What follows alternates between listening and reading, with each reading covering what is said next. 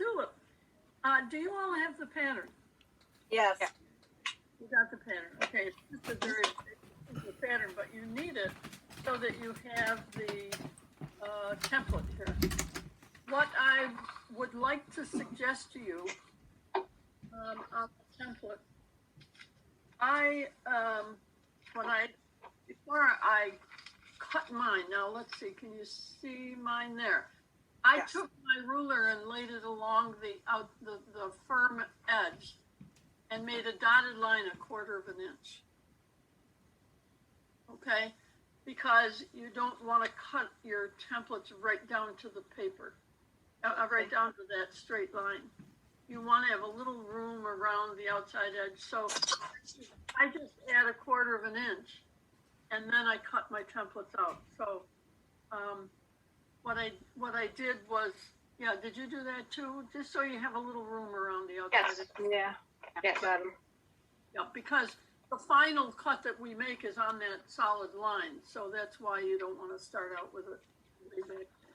Okay. Yours, yours looks bigger. Are they small? Yeah. I'm small. It looks big on the screen. It looks Okay. big here, but here's my head, and actually, if I measure it, the actual thing is along the straight line, it's about 5.5 or 1, 2, 3, 4, 5/8. Just about. Okay. By 4? It should Yes. be- Okay. Oh, by 4, I should measure it the other way. Yes, I have 4. You're good. Okay. Okay, now the next thing I do, you can see that they have labeled the template background, flower. That's really nice that they've done that. LF is for leaf. What I would take the time to do, what I always do because I have brain farts all the time, is I write on there what color is going to go where. So if your background is white, every place that it says BKG, write in white. Or whatever. If it's yellow, write in yellow. And then for numbers 2, 4, and 6, where it says flower, write in the color that you're going to make this flower. Because if you make more than one of these, you might want to make it look like a tulip garden and they'd all be different colors. But say on mine, I'm going to start out with pink. And you'll notice when you look at background, there's the 4 of them along the top, and then number 8 and 9 is both background, and number 10 is background, and number 12 and 14 is background. So you've only got 3 that are your color, and then 11 and 13 is green for your leaves. Now, in every single one of mine, before I do anything with the template, I take the time to write in the colors. And I'm learning to do this on almost every paper piecing project I do, because it keeps you from slipping up and putting in the wrong color. Nancy, have you ever done paper piecing before? I've done a fair amount of it. Oh, you have. Yeah. You probably are an expert. I doubt it. Well, we have somebody in this class who's never done it before, so this will be interesting challenge for us. Okay. Now, when you look at the size pieces in the design, you can see that your 2 greens are going to be longer. And so I've just got my 2.5 inch strip that I've got laid here, and I'm going to cut the length of those out later. As far as all the other background pieces and the pink ones, what I do is I've gone through and I've cut myself some different shapes of rectangles and squares, and some different shapes of rectangles and squares of white fabric. And I'm using scrap fabric, so I just like having some basic squares and rectangles to work with that are about maybe 2.5 by 4 or 5, or 3.5 by 4 or 4.5. And then I'll cut them up to what I need when I'm ready to use those pieces. Okay? Mm-hmm. Now, the other question I should ask is, did you get ribbon? Yes. Yes, but I couldn't get 1/4 of an inch. I got 3/8. Me too. Okay, well, whatever, I think it'll be fine. Here is, I don't know if you saw my sample, but here is the sample that I made. Oh, so pretty. It really is kind of cute. I started out making one tulip and I thought, gee, this went together so nicely. I could make a table runner and have a whole row of tulips, you know, or 2 rows of tulips. I could get creative, but I only had time to make 4 tulips, so I put them together in a wall hanging, and that's why I created this pattern. But please, be creative. Do whatever you want to do. Okay? So, We're just making one today, right? well, we're going to make 1 tulip, but Right. if you get that done in a few minutes, then there's plenty of time to practice and go ahead and do another. So let's see how we do. Oh yeah, in a few minutes, right? In a few minutes, we'll whip it together, right? Okay. All right, so now the next thing that we need to do, and this is going to take you a couple minutes, you're going to go through and you are going to fold your template on every single line. The only lines you're not going to fold are the lines that go around the outside of the rectangle that frames the tulip. So what you're going to do, I'm going to put this down so you can see what I'm doing here. I'm just going to take it and I'm going to roll it back and I'm going to fold it one way. And then interestingly enough, I'm going to flip it and fold the same crease toward me. So I'm folding one away from me, which goes toward the back, and one toward. We want all those lines to be really flexible. And if you need to use a ruler or something, go right ahead, use a ruler. I just use my fingernail and get it on the lines as best I can. And some people will say, why do you make us do this? Well, we're gonna, this is just busy work. You know, I didn't have anything to teach you, so I just thought I would start by folding these lines. No, not really. You will discover as you do it that if you have it folded on the lines, it's much easier and more to have some flexibility in the paper. And I do this with every paper piecing project I do. A lot of times, if I know what I'm going to be doing, I'll just do it while I'm watching TV in the evening with my husband. I can keep my hands busy. And then everything is folded, and we're ready to go.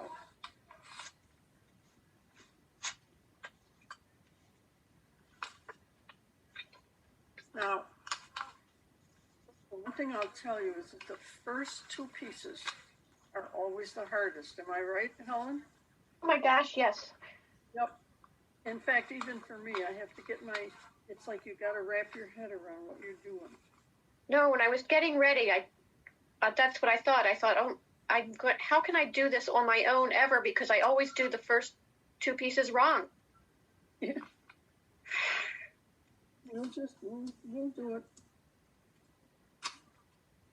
There. Now after you've got all of them folded and they're going in both directions, then you can flatten your paper a little bit.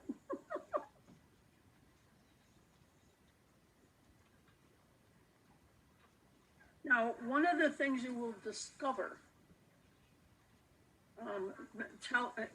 many of us have learned the hard way, is that we always want to have our pieces of fabric a little bigger than what we need. Am I right again? Yes? Yeah. Because we have to make sure that it covers what we're going to do. If it doesn't cover, then we're going to be in a bit of a pickle.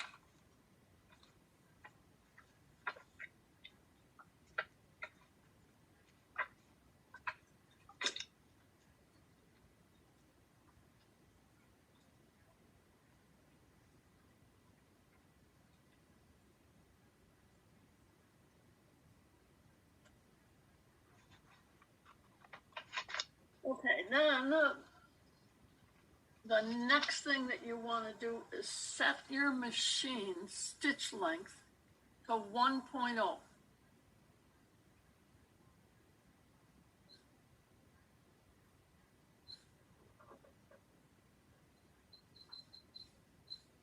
why do we do that? We do that because when we stitch on this paper and on our fabric, we want to make sure that we can easily rip the fabric rip the paper off when we get all done with the project. And so basically what we're doing is we're serrating the edge of the paper or the paper pieces as we are stitching them.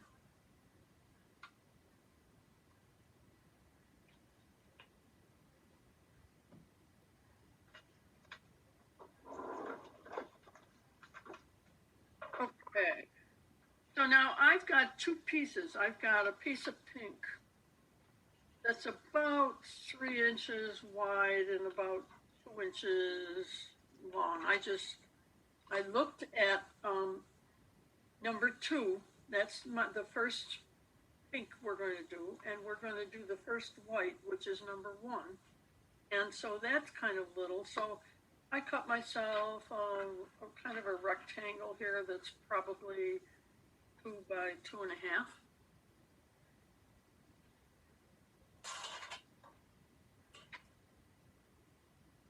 And if I go too fast, you just scream and holler and stamp your feet because I'll slow right down.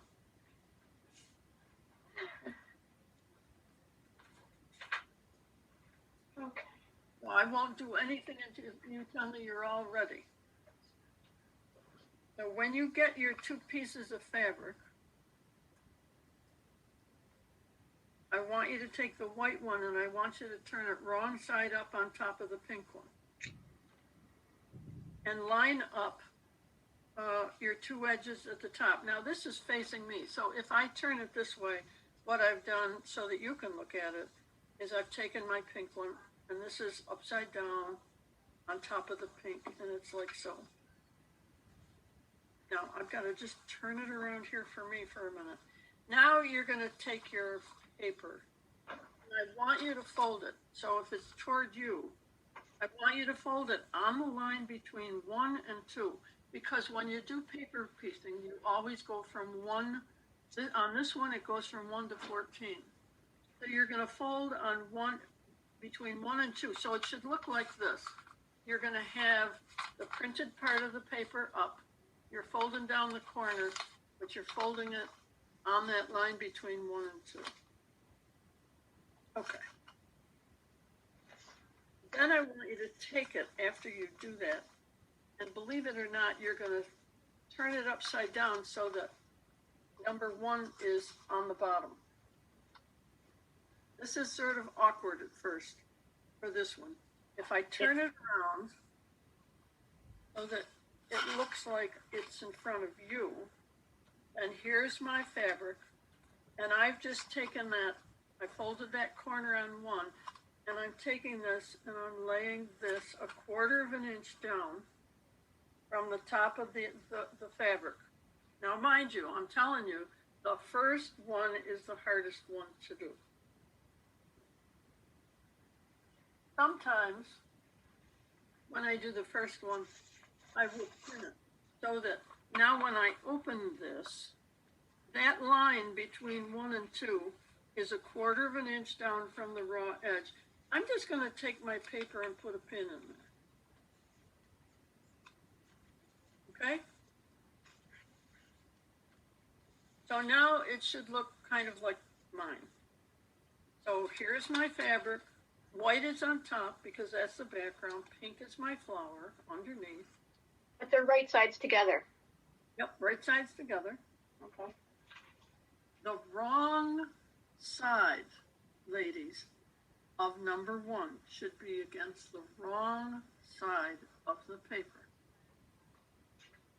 Does that make sense, Peggy? Yes.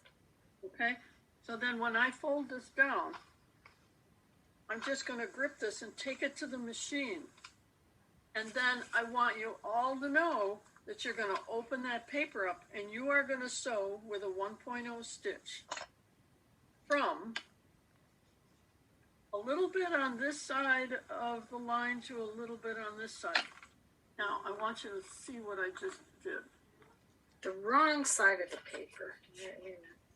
Okay, so I just marked it so that when I stitch, I'm going to stitch I'm gonna start maybe a stitch or two on one end of one, and I'm gonna stitch a couple of stitches on the other end of that line.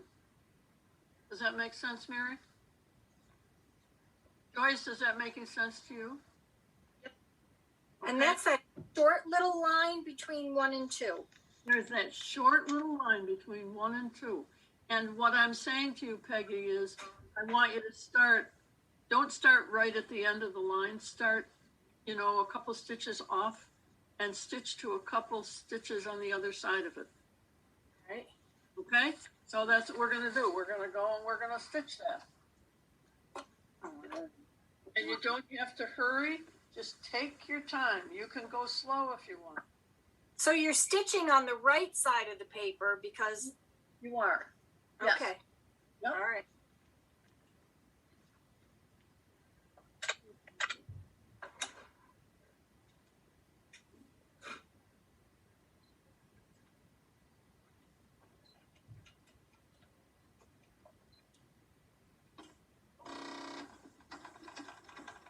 And you want to stitch right on the line, not next to it, but right on it.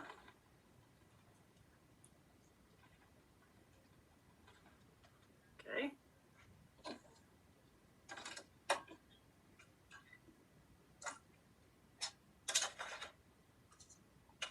So now, if you can see my stitching, it looks like, you see where I started a little bit on one side and I stitched right across the line over there. Doesn't matter. What you're doing is you're anchoring it. It's as good as a securing stitch, okay? But always when you do paper piecing, always stitch longer than the line you're stitching, okay? By a couple stitches. Okay, so now what we're gonna do is flip it over.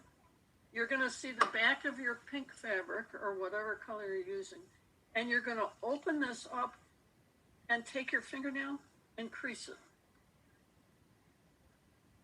So it should look like mine. It should, if I turn this around, it should look similar to this. So you've got a piece of white and a piece of your pink. Okay. Now, it depends on how you laid it out. It may look a little different, but as long as it's anchored on that line between 1 and 2. So now turn it over to the right side of your paper. You're now looking at the right side.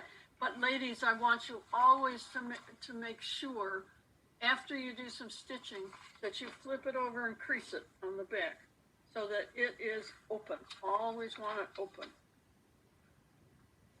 So now we want to look, we've got 1 and 2 attached. We're going to look for 3. So you're going to go to the line where it says between 2 and 3. It's a little short line. You're going to fold it toward you. Just fold it, crease your paper. And this is where you use that add a plus ruler. If you've got the add a plus ruler, if you don't, then you're going to have to work a little harder. But the add a plus ruler has a lip on it here. And so I can take this and lay it on here, and that lip will catch my paper. And when it does, I'm going to trim this excess off, and I'll end up with 1/4 of an inch of fabric there. So I'm just going to cut this like so. I'm going to trim it off using my ruler, and I should have 1/4 of an inch. So, Peggy, did you see what I did? I want to see it again if you don't mind. That's all right. My fabric, I opened it. It's underneath. I flipped it upside down. Right. Folded my paper on the line between 2 and 3 toward me. Uh-huh. I put my ruler on there. Do you happen to have one? Well, I have something similar. Okay. So anchor that right on there so that when you trim the excess fabric, you're going to end up with 1/4 of an inch. And you just cut that excess fabric off and toss it in your garbage can. You don't need to save it. So that's the white fabric. I'm cutting off a little white and a little pink. depends on how you attached your colors. I attached mine the long way. Oh. From the other way, so. Yeah. But whatever is there, as long as it's open and flat on the back, you're going to put your ruler on there and you're going to trim it to 1/4 of an inch. And then, you know, number 3 is going to be background again. You know, it's going to be, at least for me, it's a piece of white. So, and it's kind of small. So I'm going to take my white fabric that I'm going to use, and I think I'm going to cut me a piece that's about, I've got one that's maybe 2.5 by 2. And this is what we do, right side up. That background piece that we're going to add is going to be right side up. And the piece that we just trimmed with the paper attached, we're going to slide that right over onto that background fabric and even it up. So this is what I'm doing, Peggy. See, I've got my fabric here. Here's my paper. I folded it back. I'm going to bring it right over and slide it against that.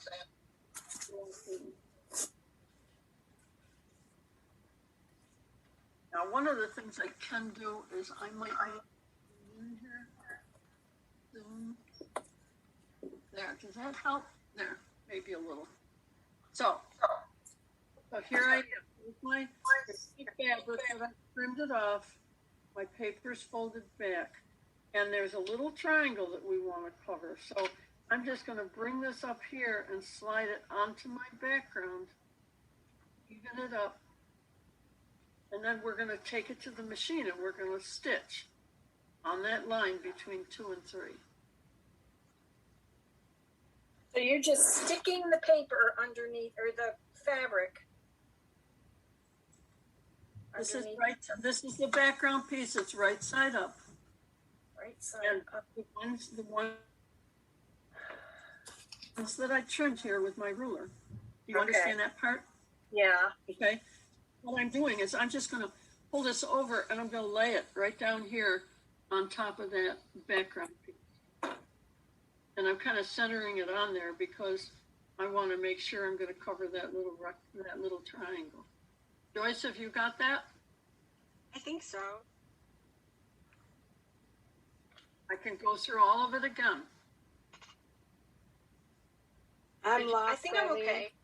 I'm lost. Okay. Well, Thank you. I'm that's lost. why we're taking our time. Now, where did you get lost? Do you have your 2 pieces sewed to the paper along line 1? Yes. Okay. So flip it upside down and then fold this on the line between 2 and 3. Pull your paper and fold it on the line between 2 and 3. When you do that, you see that you've got some fabric sticking out? Yeah. All right, so take your ruler and butt it right up against the fold of your paper. And then what you're going to do is trim that. Okay. Peggy still looks confused. No, I got that. I did that. I'm gonna put this on here so that there you can always see me there. That's better. Is that better? Okay. Oh, yeah. So now, if you've got that trimmed off, okay, it should Yeah. be 1/4 of an inch. Now, I've got another piece of background fabric that's going to cover, when I lay this down here, I can see that we're going to cover a little triangle that says number 3, correct? I screwed it up. Can you see number 3? Yes. Okay, so fold it back on number 3. The right side of the paper is up facing you. Take that right-hand corner and just fold it back where you trimmed it off, and then slide your fabric open. You see it's open here, it's flat. Just slide it right up onto another piece of background fabric. And I cut mine about, you could cut a 2.5 inch square or maybe a 2 by 2.5. And once you slide it up and you get these raw edges lined up. If you need to, go ahead and put a piece of, or a pin in there, and then take it to your machine, and you're going to sew again on the line this time between 2 and 3. It's a little short line. Does that make sense now, Mary? I am so lost. Let me tell you my predicament over here. I have bronchitis and I had to be tested for COVID. So I'm getting all kinds of phone calls, and I think the health department just called me. So I'm a little confused and I'm really not concentrating very well. I get that. So I had a COVID vaccine, but I had a rapid test yesterday and it came back positive. So I had a regular test later and I'm waiting for the results. So every time my phone beeps, I look at it, but it wasn't them. So I kind of missed you. So keep going on and I will watch the recording, but I'm going to follow through where you're going from now. Okay. Because I think I'm clarifying myself as I go. Okay. So you should be able to follow it okay. Yeah, I'm just going to watch. Okay. For now. Okay. I think I'm better off doing that for now. As long as I keep checking with our Peggy and Joyce, because if this is the first time for Peggy doing it, if she understands it, then I know we're getting somewhere. Yeah, this is not my first time. I did the haunted house table runner, but I know her table topper, but I'm having a hard time getting this one. But I think I got too much on my mind right now. Not that way. Oh, bless your heart. Thank you. All right, so Peggy, have you got it so you can stitch number 3?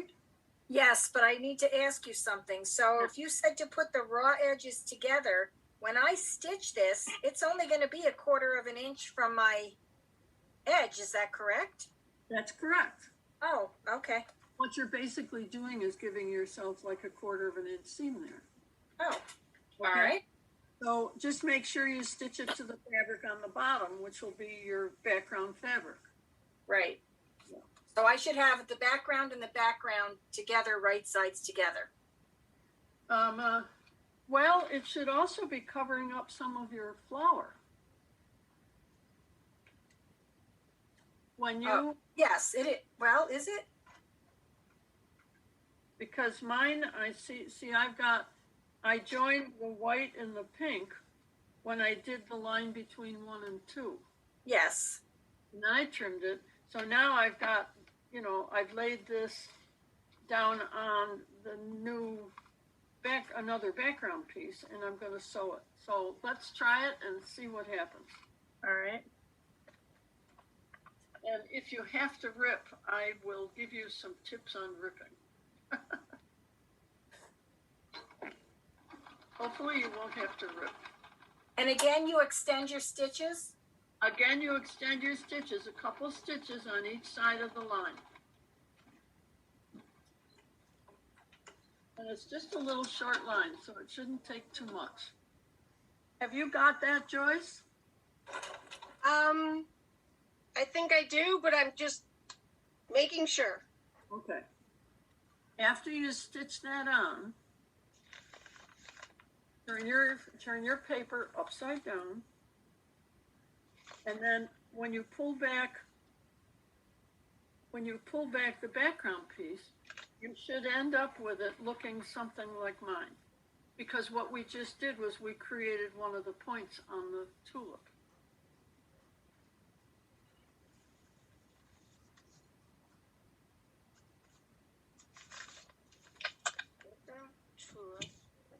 Oh, I sewed the wrong line. That's what happened.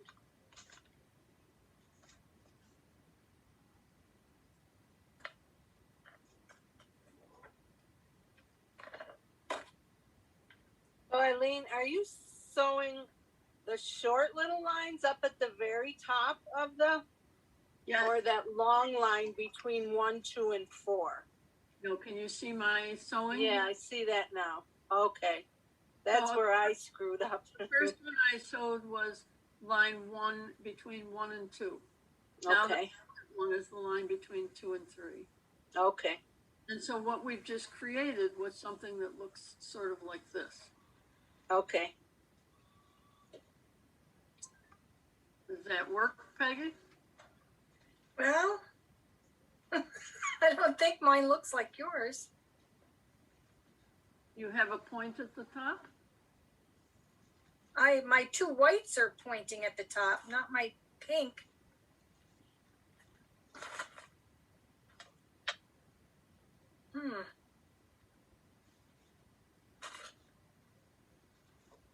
See? Okay.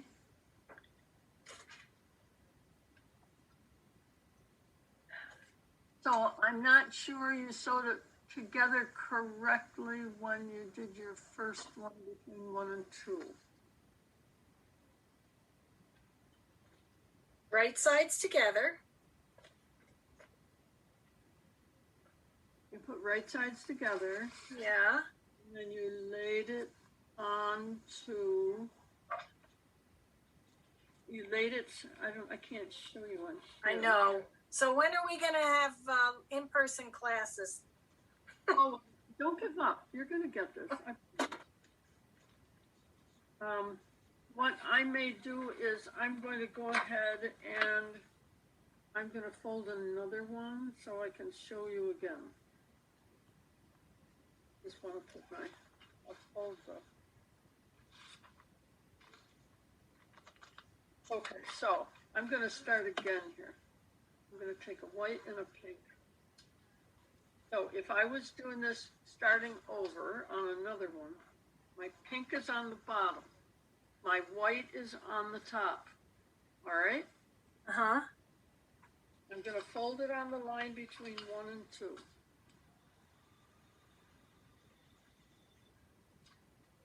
But I am going to take this and see what I'm basically doing is taking this white line, I'm folding this up onto the paper. All right, so it's covering the lines. Basically, this line for number 1 needs to be even with the top edge. A 1/4 inch away. A 1/4 inch away. So that then, if I put in here,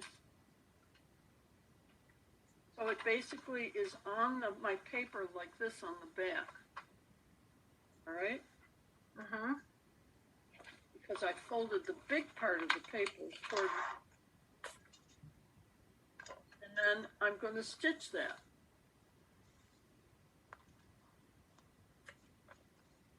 My sense is that you took your pieces and you joined them this way, the long way. No, I didn't. I put them right sides together. All right. So if you were looking at it on your table, it would look like this. So that I folded. Yeah. My pink. I folded it toward me. I laid it so that the line number 1 is a 1/4 inch down, and I put a pin in there. Yeah, I did that part right. I think I did the second one wrong. Okay. Well, then the second one, and you trimmed it, right? I did. Right. So after you trimmed it, then what you're going to do is lay your background piece down, and then just take the top with the 2 pieces that are already attached from 1 and slide them up onto the background piece right sides together and line up that 1/4 inch that you cut with the piece on the bottom. All right. So I have to take this out. So can I? Okay, so now let me tell you, you've got 1.0 stitch length. Do you have a little sharp pair of scissors, like something like this? Uh-huh. Then, because I rip all the time when I do this, don't touch the paper, but what you want to do is start on one end and just get it started and snip. And then just stick those stitches carefully as you go down without cutting the fabric. It's doable because they're just little short lines, so it doesn't take too long to get that out.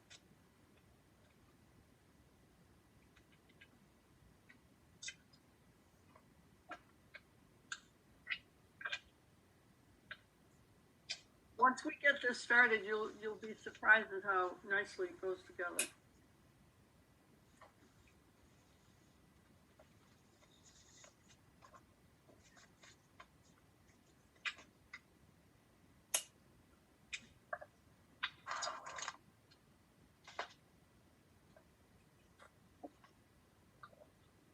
All right. So lay your background piece, the new one that you're going to put on, lay it face up.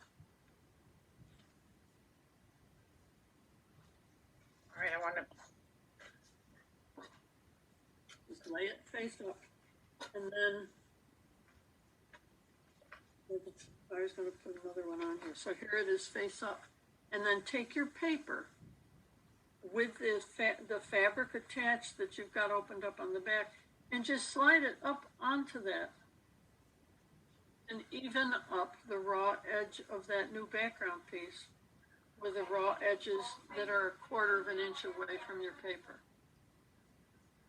So I'm basically doing this. I'm taking this with it folded back because we're going to do line 3, and I just slide it up and put it on, lay it down on there. Is that making any more sense? I don't know. So my light fabric should be attached to the light fabric, not the dark fabric. Background to background? Or, oh, wait a minute. You're not doing background to background. Okay. That's where I made the mistake. Look on the back of your paper. If you've got the color and the background attached and open. See, I've already sewed it on, but these were the first 2 pieces I did. Right. I increased them, and then I trimmed it, and then I slid it up and laid it against the raw edge, lined up those raw edges. Then I open this up and go stitch line 3.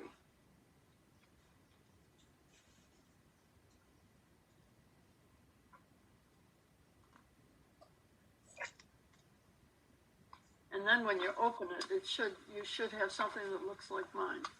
All right, I'm going to try it again. Okay. Just be patient.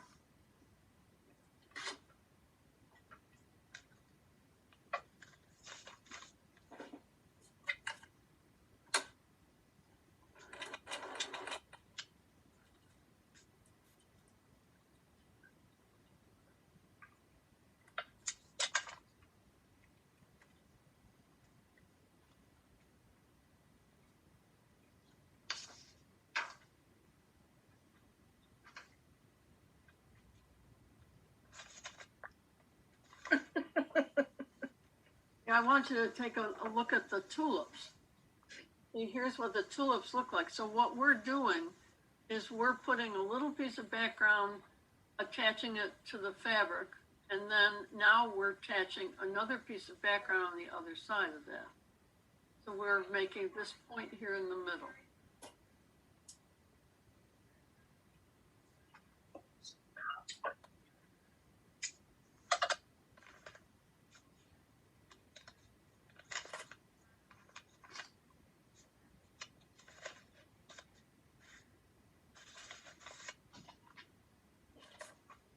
No, I still did it wrong.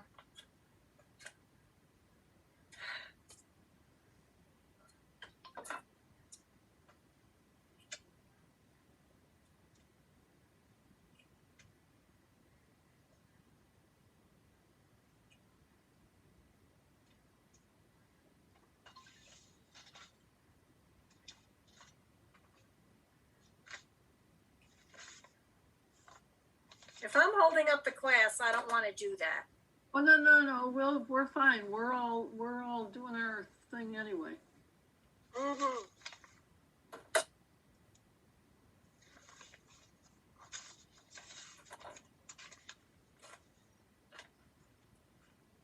Please, don't feel pressure.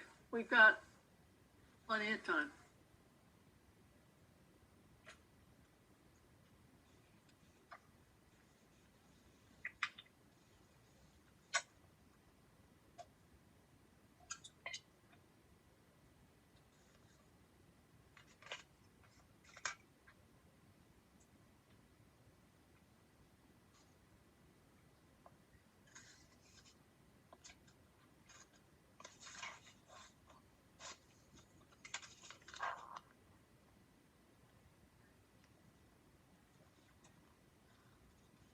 So if I'm gonna do another one here.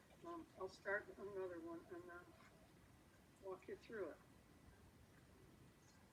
Do you think you've got it stitched correctly between 1 and 2?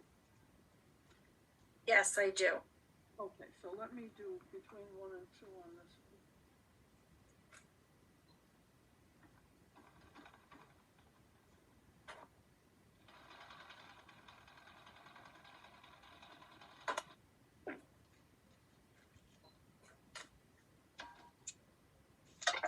Okay, so between 1 and 2, now I'm where you are. Okay, so let me see underneath. Let me see what your 1 and 2 look like when you. It looks like underneath.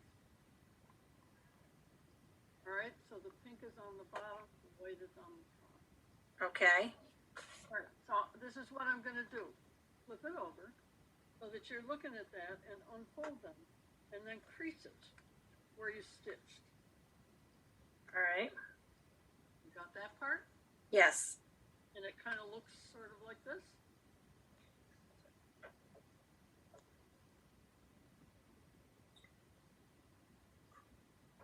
Okay, I think so. all right, as long as you stitched on the line between 1 and 2, you should be okay. Okay. All right, so now what we're gonna do is we're gonna do this. We're gonna keep it open and lay it down. So your paper is facing you. Right. All right, now you're gonna take your paper on the right-hand corner, which is, if you look at your tulip toward you, I'm gonna pull it down and I'm folding it along line 3. Correct. Okay, now you've got some fabric here, right? I only have a 1/4 of an inch. Well, you must have trimmed it already then. Because what I'm gonna do is I've gotta trim it. You see, you must have trimmed it before. So I must have, maybe I trimmed the wrong thing. That could be, sometimes that helps. But if you now have a 1/4 of an inch, does it look like this? So that you've got a 1/4 of an inch where line 3 is folded. Yes. You do. But it's only white fabric. It doesn't include the pink. Okay, now why is that happening? But did you sew both of the fabrics together when you joined them in the beginning? Yeah.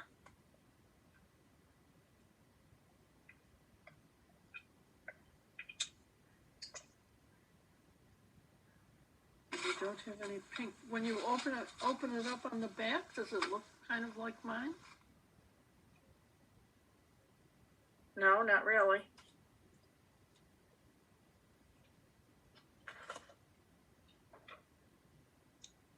No, that doesn't look right, does it? No. All right. So I'm going to take this out and start right from the beginning again. All right, we'll do another one.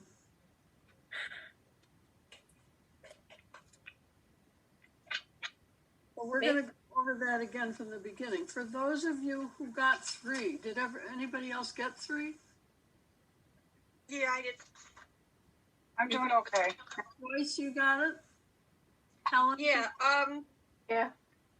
I sew on the line between 2 and 3, and then when I go to 4, do I sew on the line between 1 1 and 2 is together, and then and then 4. So I saw on that line there. So, yeah, so you've got this line right here. So, but before you do that, on 4, you're going to fold the paper back. You're going to trim that, right? Yep. Yeah. So then you're going to put this on here and you're going to trim. Yep. And then the next color that you want is a color, not the background. Because you're putting it on number 4, and for me that's pink. So I've got to get a pink piece. Just so that you know, my computer is still it's freezing up every once in a while. So if I don't answer, Okay. it might be just because you're frozen for a moment. Okay.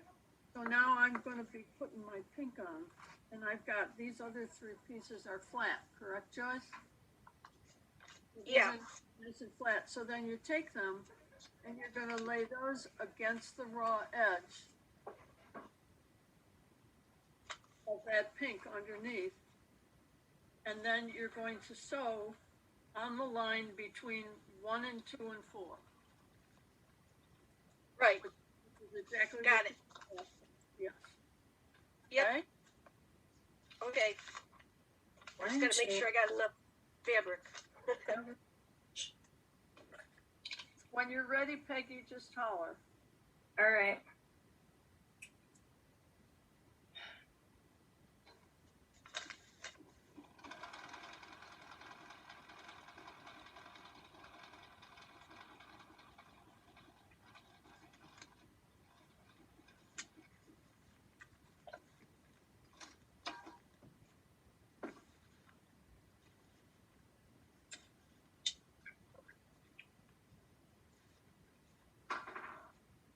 So then you pull back, you see that's number 4, and you take your finger and press it.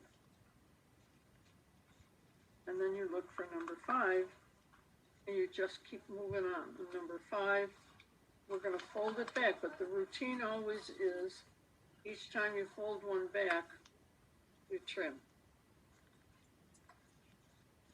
All right. Right sides together. Okay, you ready? Yeah, I'm going to try it again. All right, now, what size fabric do you have? I would suggest you have, like, your background piece maybe be 2.5 by 2.5, or 3 by 3, whichever. Okay.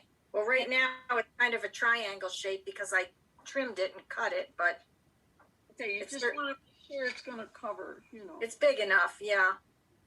Okay. Right sides together. Right sides together with the background piece on the top. Background and about 1/4 of an inch. Sew it between 1 and 2. Yes, and make sure that you've got it lined up on the longer edges of your fabric, Okay. not the short edges. That might have been my problem. All right. Between 1 and 2. About 1/4 of an inch.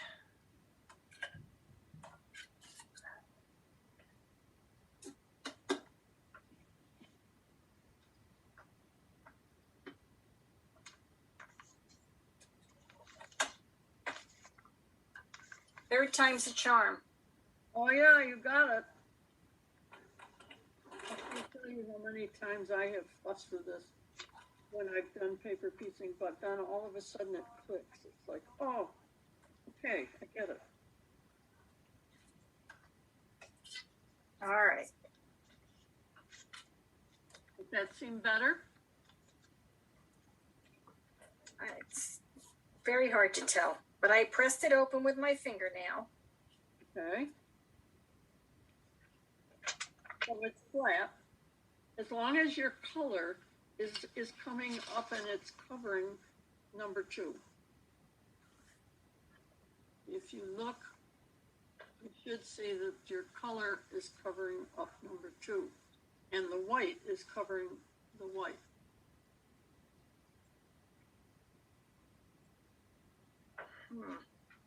The only other thing I can think of that you're doing is I have it. I think the pink is where the white should be and the white is where the pink should be. And what you did was you're putting your paper on upside down. In other words, what you need to do is make sure that your paper is folded towards you like mine. It's basically, you're taking the two colors, but you're folding your paper and you're laying it on so that the little corner that you folded back is underneath the big part, and then you lay it on that long edge.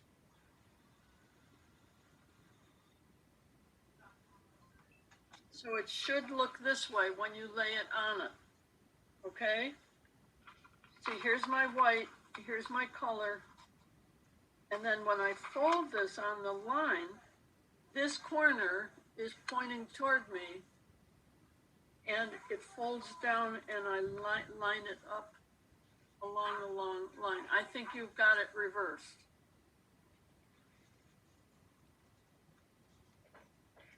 I think if I rip this out again, I'm not going to have a line to sew on anymore. Do you have any more templates? Well, I can make one. Yeah, I can copy one. I usually make a pile of them in case I ruin one and I have to. Well, yeah. Makes sense. Oh.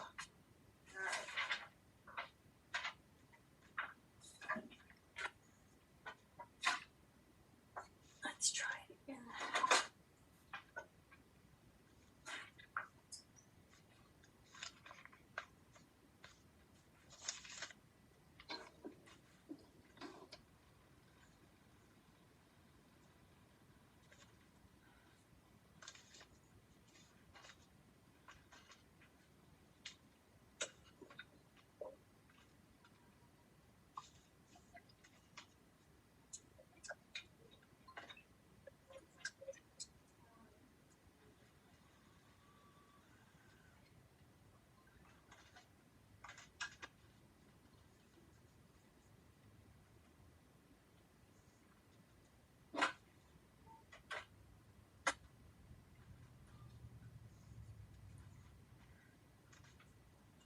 Are you doing okay, Helen?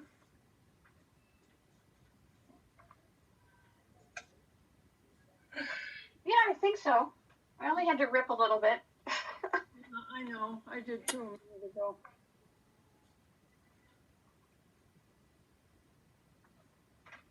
Okay, so what you see, the way you see it on my table should be what you look at when you have it in front of you.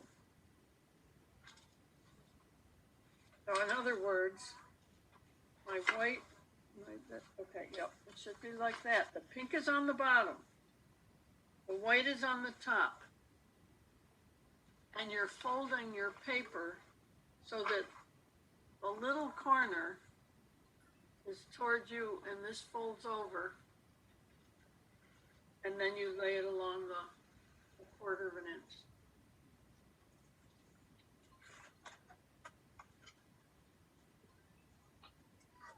That should clarify it again for you too, Mary.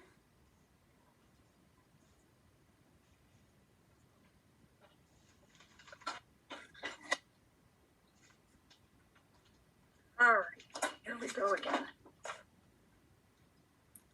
So Pink. put your color underneath, put your white on top. All right. And then put the paper, you're gonna line this up, but you're gonna have the paper folded like I do. Okay, it's folded along that line, but you see that the corner is laying down here and then this folds down on top. And then line the fold of the paper up with the raw edge of 1/4 of an inch.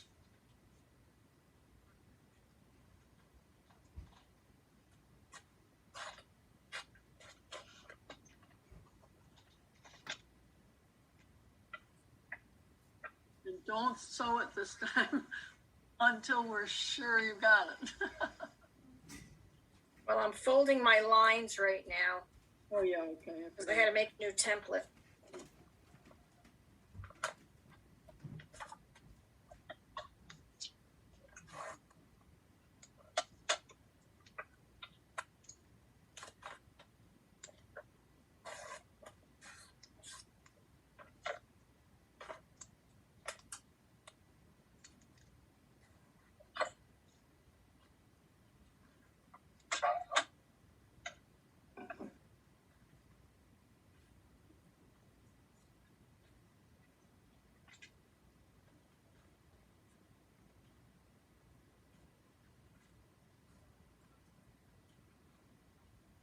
Okay.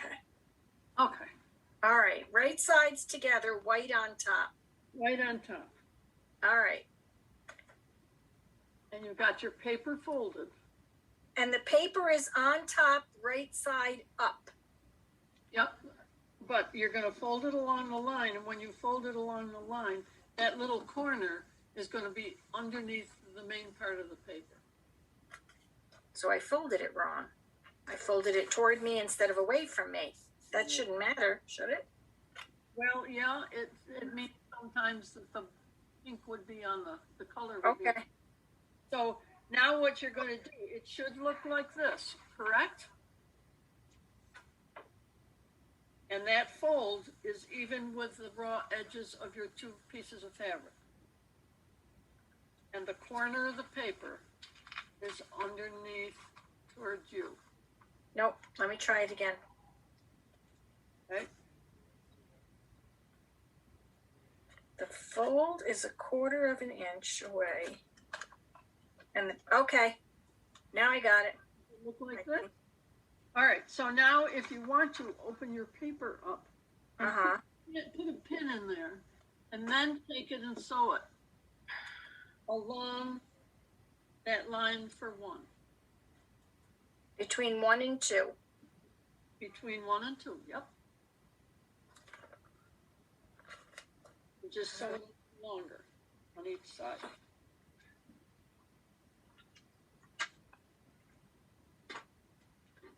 This is the trickiest part of the whole thing. Once you get this, you're good. I think I got that, but I'm not going on any further till you tell her the next step. So you got that part, huh? I think so. Oh, hallelujah. Okay. So when you open it up now, Peggy, you open it up, and the white should be covering the white, and the pink, when you fold it back, should be covering the pink.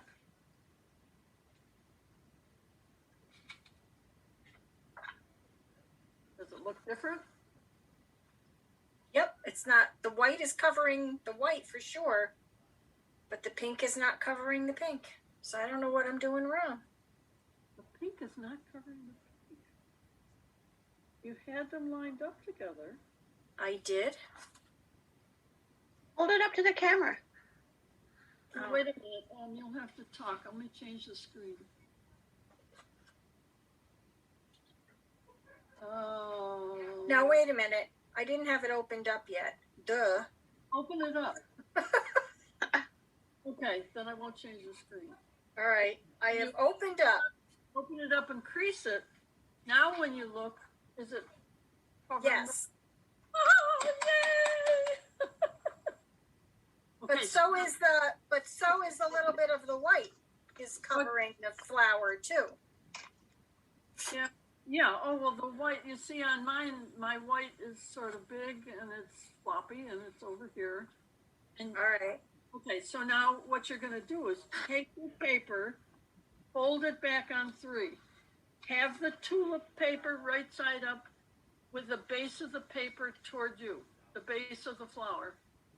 Uh-huh. It should look like this if you're looking at it. Fold it back on 3. And this is where you take your ruler and you trim off here so that it's 1/4 of an inch. So I'm taking the 1/4 of an inch off now between 2 and 3.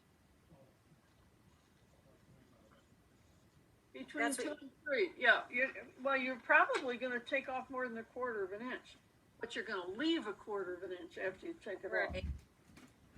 Okay, so what I did before was I took it off between 1 and 2. So it should look, when you flip this over, it should look like so. Something like that.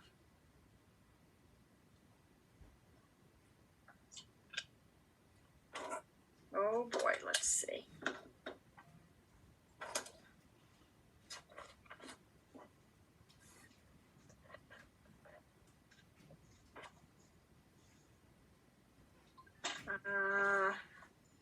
Because you sewed here. Right, but not that whole thing. I only sewed not even That's all right. See, I've got big a third of that, right? Third. All So right. now, with that open, keep that flat. Flip it over and fold down your 3. You trimmed that, correct? So it's a quarter of an inch you've got. Yeah. Now take another piece of your white, if you're using white. Make sure it's right side up.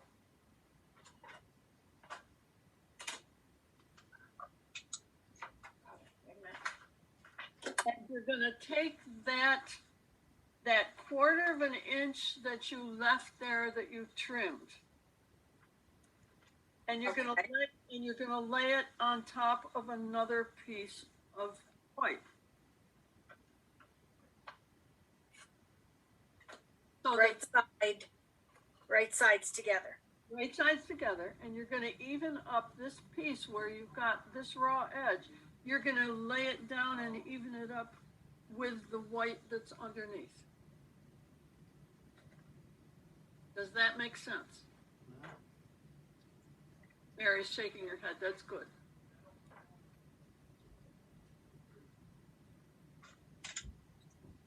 Because one of the reasons that you trim this off a quarter of an inch is so you've got like a quarter of an inch seam there.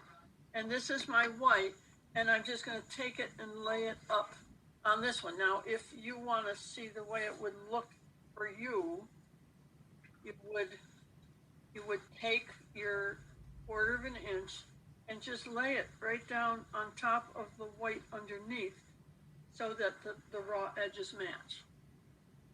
Okay, so the pink and the white are open now. Yes. And now you're putting a white right side up underneath the pink and the white. So they're right sides together. Correct. And then if you want to put another pin in there so that it anchors it, take it to your machine and you're going to sew on the line between 2 and 3. Here goes nothing. Oh, no. Here goes something.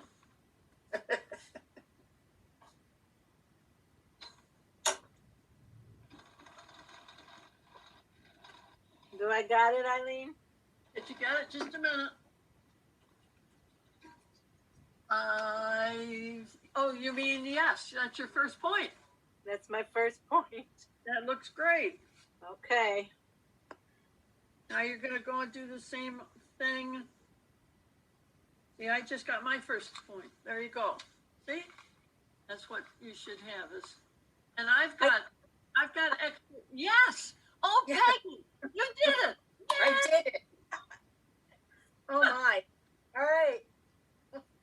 You got it. Okay, so now, you're going to have a lot of extra fabric because, like, I'm cutting 2.5 or 3-inch pieces here so that I'm sure it covers everything. But don't worry, all of that later gets trimmed.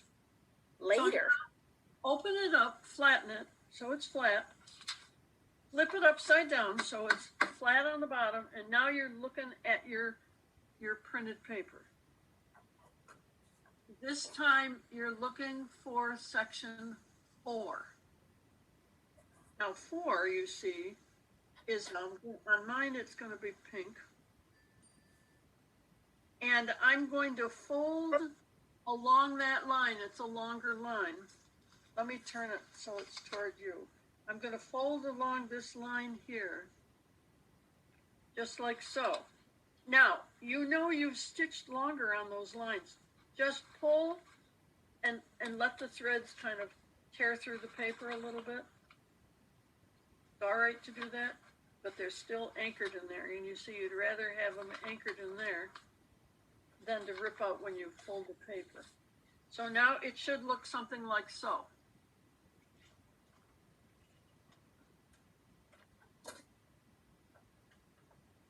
So you're folding the paper back on line 4. You've So got that's the line between 1 and 2 and 4. yes, ma'am, you are on the right track. Well, we'll see.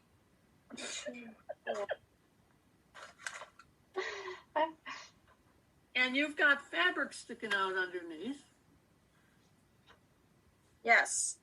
All right, take your ruler, Oh.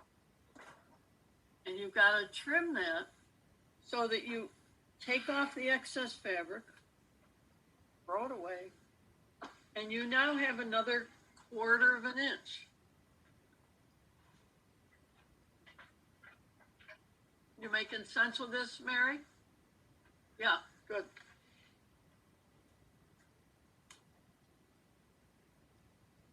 Now, when you get that 1/4 of an inch now, for me, I've got to have another piece of pink.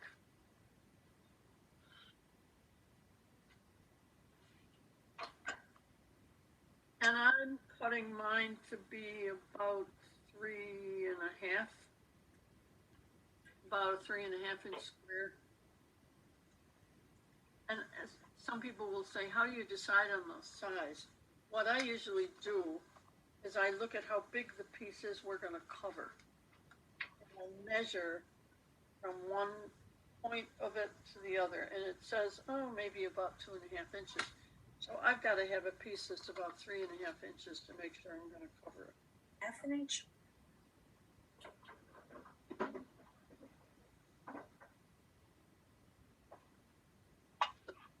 Did you get it trimmed off?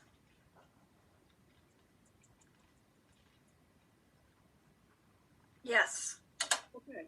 So now take your piece of color, I'm using pink, right side up, lay it right side up, and then slide your fabric over on that and center it on your piece of color.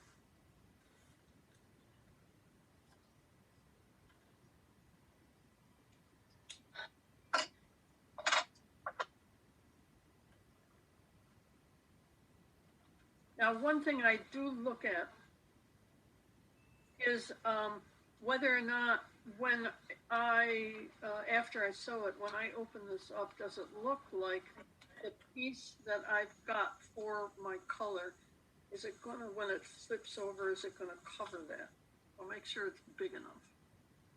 That's why I say if you've got a piece that's like 3.5 inches square, that's a good idea.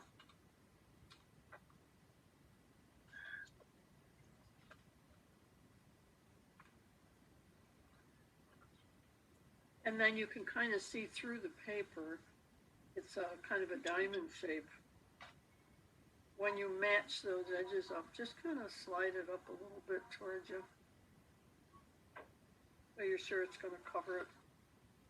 And then you're going to put, you can put your pin in again if you want.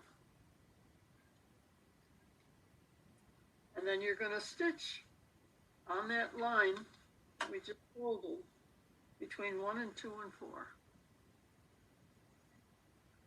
Just make All right. sure. What if you're trimmed it a little bigger? Is bigger better than smaller, or because Well, it's it's going to make it a little bulky underneath when you're done with your project. So if you can have All it right. close to a 1/4 of an inch, that helps.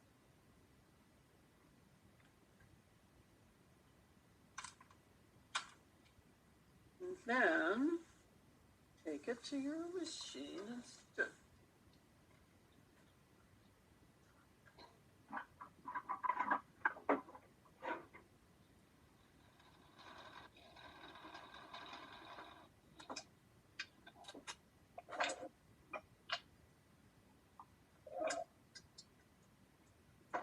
Can I back up a step?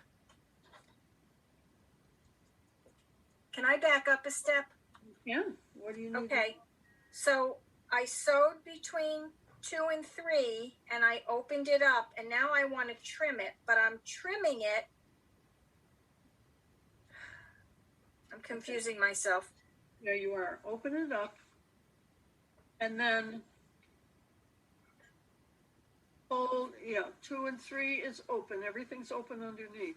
Now Yep. fold it back along the line for 4. And that's where I'm trimming it 1/4 inch? That's where anything excess there, yes, you're trimming it off. Okay. I did it right. I just thought I did it wrong. And then just slide it over onto your pole. Okay. I just have to. And then Trim. go along 4. And just make sure that it looks like you've got your diamond there for pink that it's covered underneath. You'll kind of be able to, you'll get to gauge that after a while. And then again, you're going to open it up.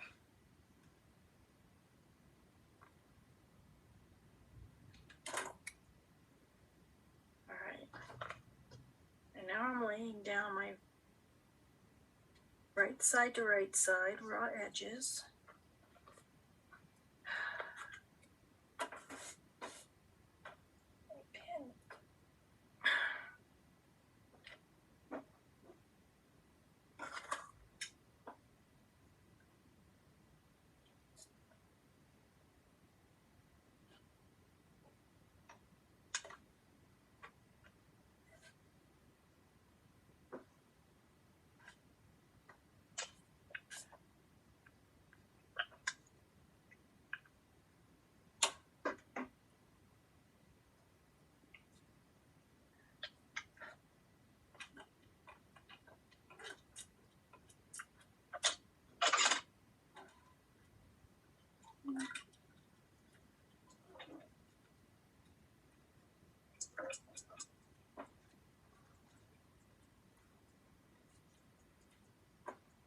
All right, pin out.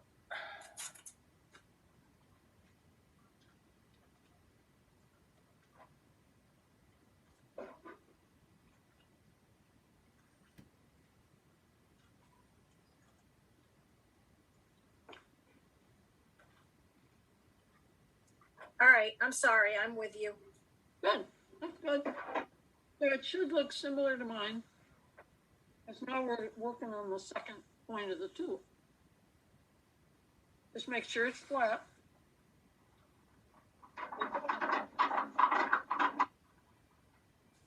When you flip it over this time, you're going to fold on the long line between 4 and 5.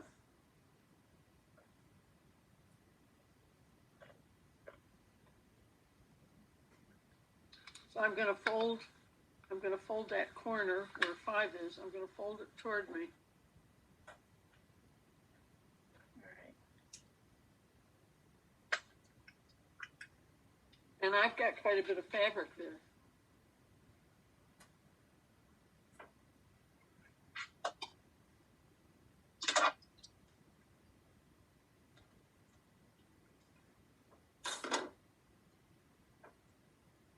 When I fold it toward me, again, I'm going to trim it.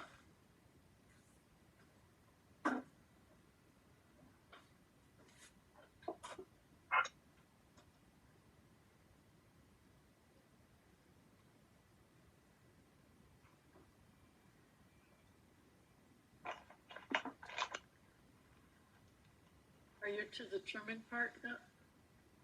I am. Okay, we're going to trim that off. Now, when I trim mine, I'm getting a small piece. I'm getting a kind of a good sized piece here. I'm going to hang on to that one because I might be able to use it someplace. I'll just put it in a pile. So now number 5 is going to be background. So we are going to take a piece of background.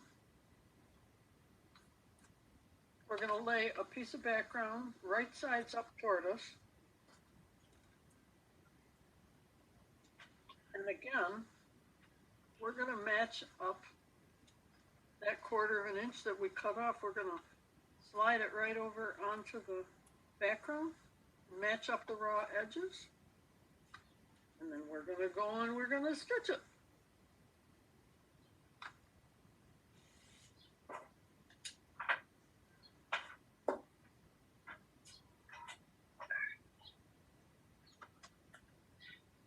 So it's the same principle. After you get that trim, just lay it on the raw edge. Line up the raw edges, right sides together with your background piece. And then we're going to stitch on line number 5.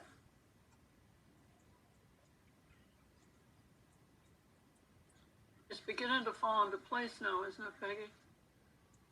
I don't know. Well, you'll know in a minute.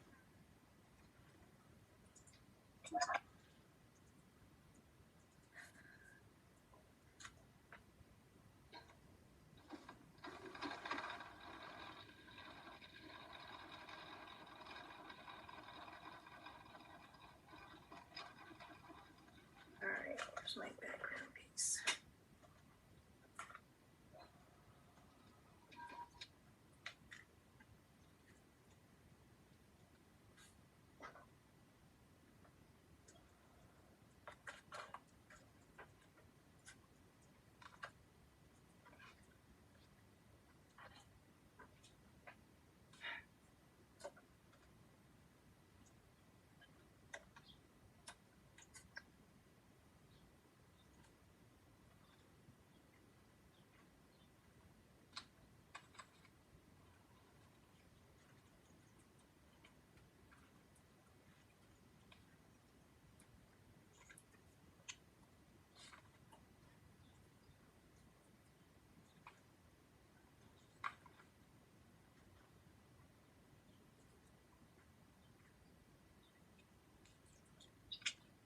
Oh boy, Did it work? starting to look like a tulip, I think. Look, you should have 2 points. I Yes? think I have points. Can you see it? Oh my gosh, you're getting it. Yay! You're getting it. Okay, so now make sure, I keep always saying this, make sure that everything on the back of the paper is open and flat, and then flip it upside down. You want it all open and flat. And this time, we're looking for the line that is number 6. Now, number 6, that is a big section of for me, it's pink, a big section. So you're going to fold it back. It's a line that goes between 2 and 3 and 4 and 6. And you're going to fold that back. You can see why it's helpful to have all these creases folded ahead of time. It makes it more flexible. Now you're going to have fabric sticking out there. See, I've got fabric sticking out there. And we're going to trim it again. Put your ruler along there and trim that fabric to 1/4 of an inch. It's scary.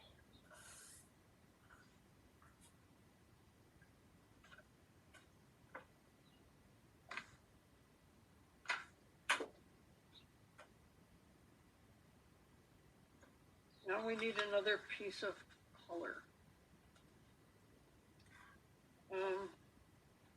And I would make it, I'm making mine kind of, let's see, what size am I going to do? I think if you made it about 1, 2, 3, 3.5 by 4, it will be all right. Or 3.5 by 4.5. And then just like before, after you trim that 1/4 of an inch, you're going to slide it right up there onto the color so that they're even. And then you're going to sew along line 6.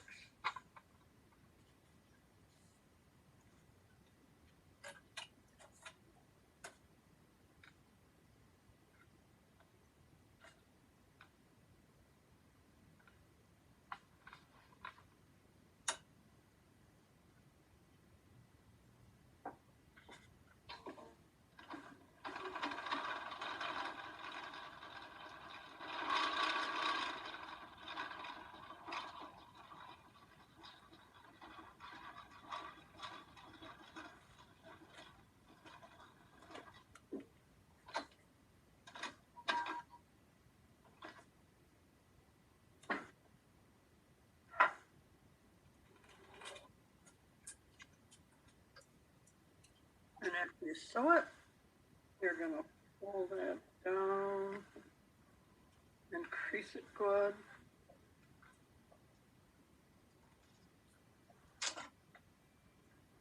And it should end up looking something like this.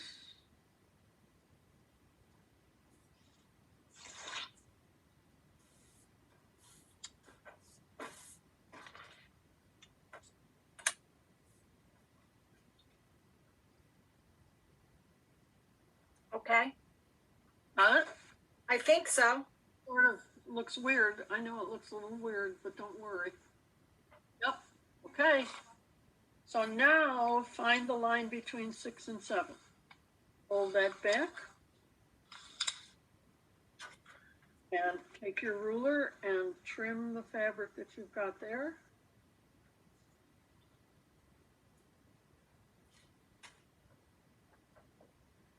And now you've got 1/4 of an inch. And number 7 is background.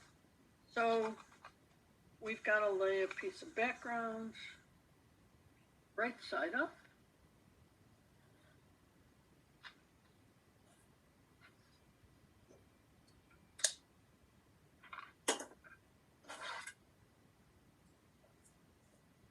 And then you're going to slide this over, line up your raw edges, and you're going to stitch the line for 7.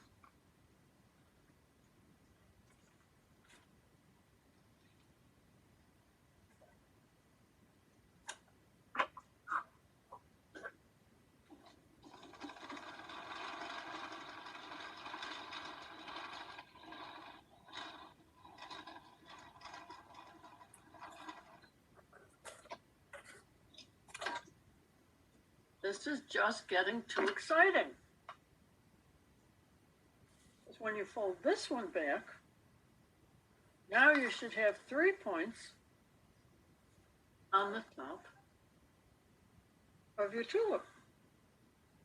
The first one was in the middle, the second one's on the right, and the third one on your left.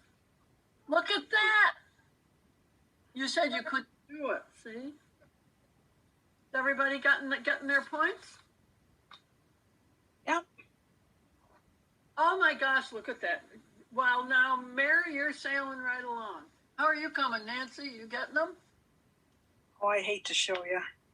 Why? You got it. Oh, you got it all done, you stinker. Yeah. Did you figure out how to put the ribbon on? No, mine is a magic marker line, and I may paint the line, but I'm going to listen to you real good when you do the ribbon thing. I couldn't find green ribbon, so I thought, well, I'll either paint the stem on or I'll get ribbon after and hand tack. You might also be able to use like yarn maybe if you've got some yarn. Oh, okay. I had seam binding, but I thought that might be kind of bulkier. Bias tape binding, 1/4 inch, but I thought That's what I do. I bought the bias tape, the 1/2 inch bias tape, and then folded it in half and stitched it. Oh, that's a good idea.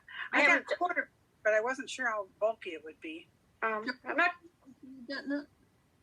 not sure this will work either, but it might be a big lump there. No, All right. I did want to tell you, I did have to rip out a couple seams. I did them wrong. We got to do number 8 now, Peggy. So now make sure everything is flat. Lay it on the back, nice and flat. And now you're going to fold along number 8. Between 6 and 8? Between 6 and 8, yep. And then you're going to trim. Routine. Trim it.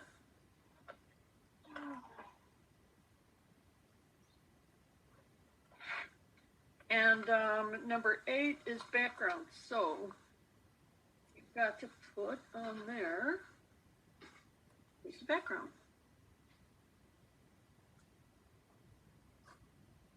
One of the things about using pieces that are too big is that, first of all, you know it's going to cover just fine. But second of all, when you trim them, you get big pieces that you can use later on, in your paper piecing. So then you're going to take it and you're going to stitch it along number 8.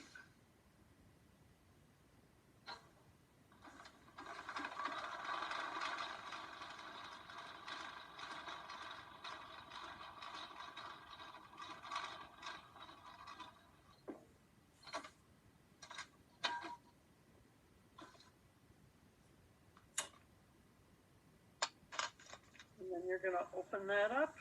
You're beginning to give your tulip some shape now. She's beginning to look kind of sexy. And then you're gonna flip it over and you're gonna do the same thing with number 9. Fold it back.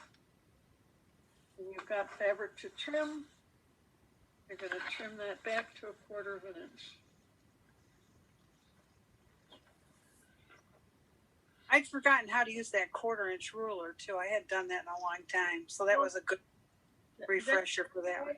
So helpful, because I tried doing it with a regular ruler and the ruler slides all over on the top of the paper, you know? Oh, yeah. That works good. It works out nice. Let's see, I gotta get me some white.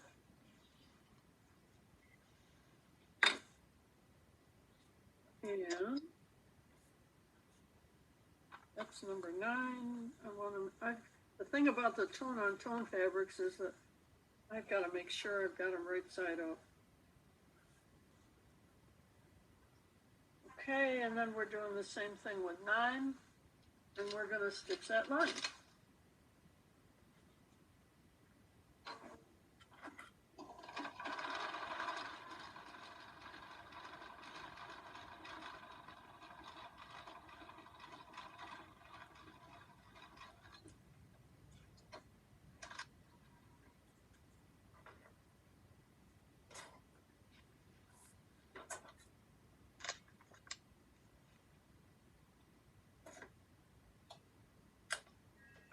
And then we're going to fold. Oh, is that so cute?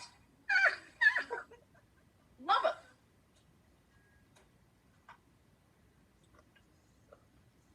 All right.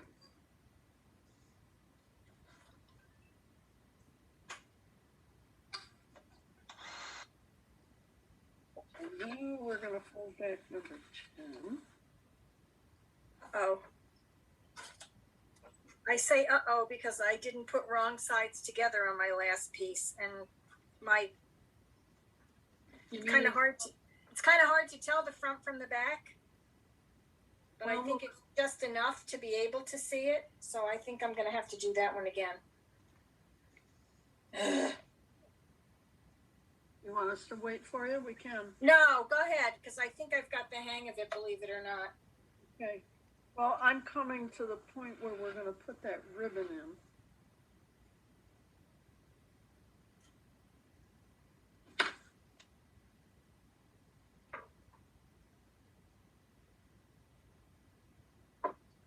Gotta get my piece of ribbon.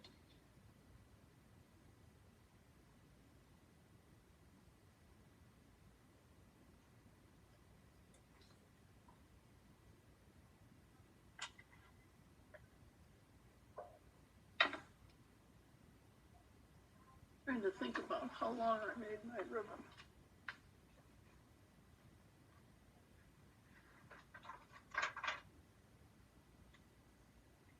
I guess I cut my ribbon about 4.5 inches, maybe 5.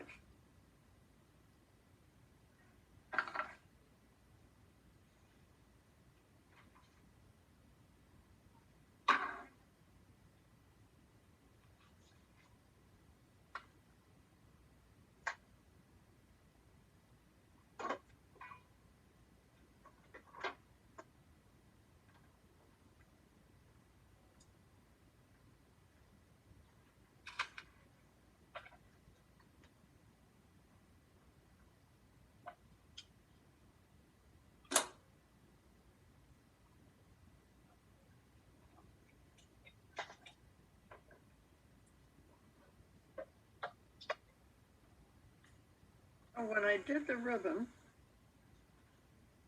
I trimmed everything. I got my flower, and I'm going to lay that on my white fabric that is the piece that's going to be number 10. But I've got this wonderful ribbon. And so what I'm going to do is I've got to catch that in there. And let's see, I believe I did this. Didn't you, Helen? No. You have to. Where I am, I'm waiting to see what you do. your ribbon so I that stuck a little bit of glue right there. yeah, but you want to put it like right in the middle where the V is, and Right. make sure you've got the wrong side up, Yeah. so that when you bring it down, it'll be the right way. Correct? That's what I'm hoping. Me too. Right, so I'm gonna glue here. After stitching, it can be a surprise. Yeah, it can, can't it? So just put a little tiny dab of that fabric glue right there to hold it in place, and take your ribbon and kind of center it so that it's flopping down over the flower. There, now that's stuck on there. Yeah. So here's the right side of my fabric. And I am going to take this, actually I'm going to do it. And I'm, with the ribbon there, I'm going to take it and I'm going to even up my edges. Does that make sense to everybody? Can you do it again? I will do that again. This is the right side of my, for number 10, this is the right side of my background. I've got it laying there. Now I took my flower and I have my ribbon and I want to bring it down like this. So what I did is I laid it on my tulip. I centered it here, right there, after I trimmed all this off, because I had to trim it off. In other words, all right, wait a minute. Let's do this again. When I fold my paper back on the line, or 10, correct? I fold it up, and then I use my ruler, and I cut off any fabric that's there. That's the first step.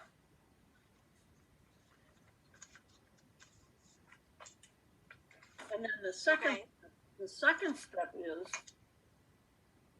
I'm gonna turn it so I'm looking at my flower, and I'm gonna take my ribbon and I'm gonna lay it across the flower, right sides up. I mean, wrong side up, right sides together. Put a little dab of glue there, just enough to hold it in place. Because now I'm going to flip it, and this is where I'm going to put it on that piece of fabric I have for number 10. And I am now going to take it and I'm going to stitch it on the line for number 10. And we're catching the ribbon in there when we stitch it.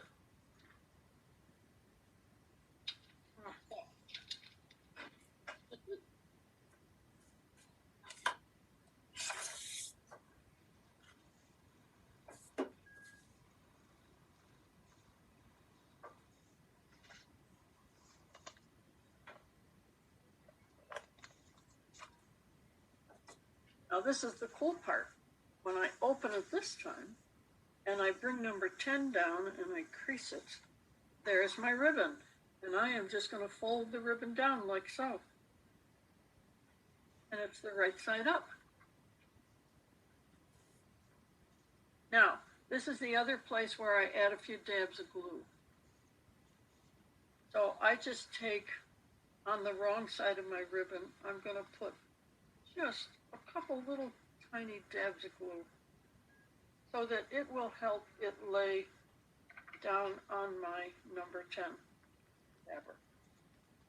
And then just, if you can line it up as straight as you can and press on it, and that glue will hold it in place. So now your tulip should look like so. Very nice. Okay? Yep. It's really relatively easy to do, Nancy. Yep, that's a good idea.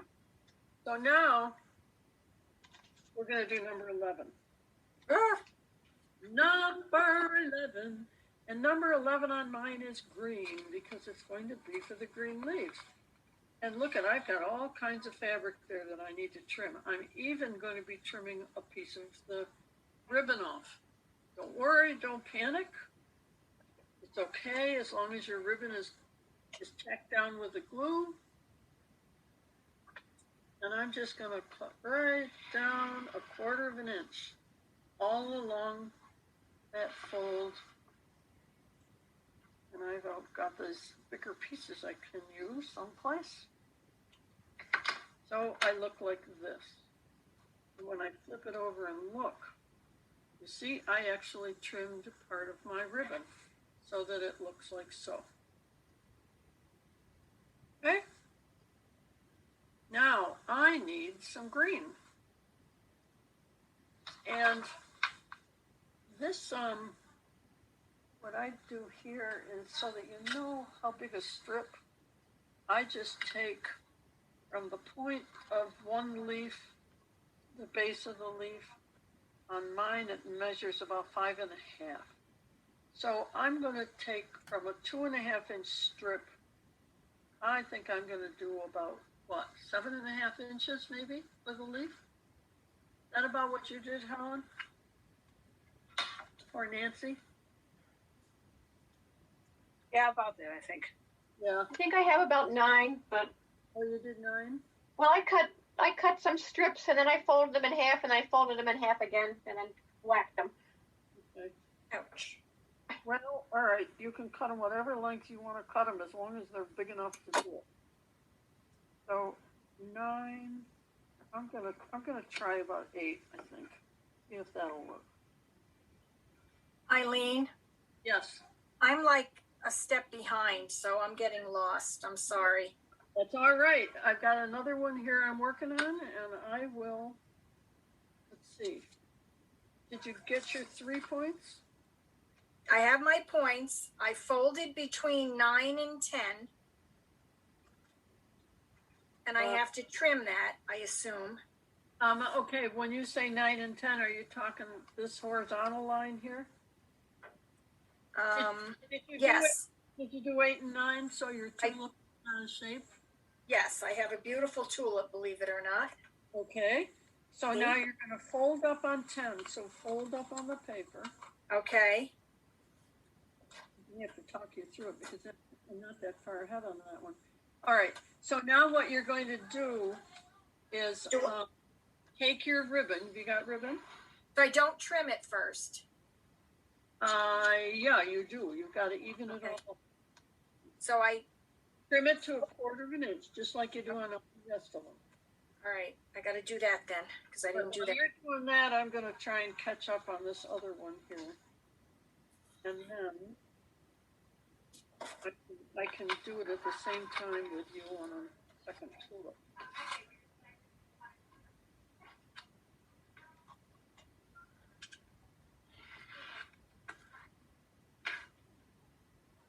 So I am putting on this one, number 6.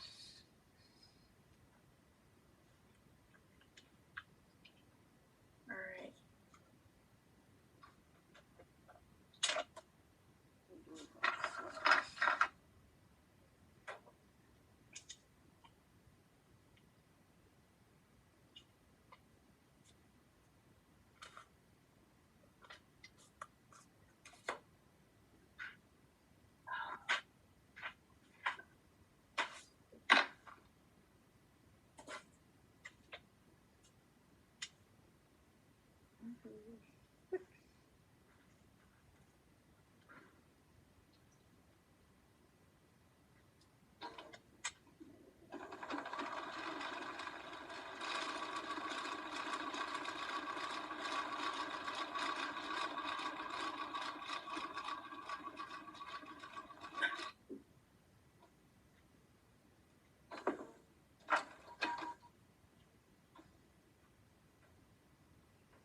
Oh, I did. Look what I did.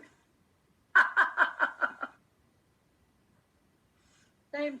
I sewed the wrong side to the right side. I did that between 8 and 9 and had to tear it out. That's why I'm a step behind. All right, well, okay. I'll just have to get that in a minute. All right, so you've got that trimmed, right? Yes. Now what I want you to do is I want you to look at your flower, and I want you to take the ribbon and right at the point of the flower here at the base, right? Like it comes to a point, correct? Yes. I want you to take your ribbon and lay your ribbon wrong side up. How much ribbon should I have? I cut about 5 inches, I think. Just to be on the safe side. Okay. Okay, so lay it so that the right side is against your flower. So it's laying up this way. Does that make sense? The right side is against my flower. In other words, think about this. If I flip this up, I've got the right side of the ribbon is laying against the flower. And you're going to put a dab of glue there to hold on to it. Because, Peggy, what you're going to do then is you're going to pull that ribbon down, you see, and then your right side will be up. Okay. So just take the ribbon and put a dab of glue and make it as straight as you can so it kind of comes up and lays right through this middle point. Okay. So I'm on the underside of the ribbon, of the flower. You're doing this is the top part of the flower. Look at the flower. You're not doing it on the paper side. Okay, look at the flower. All right. Look at your flower. Yes. Now, where it comes together and makes a point here, Yes. put a dab of glue. And then, what did I do with my ribbon? Let me get another piece of ribbon.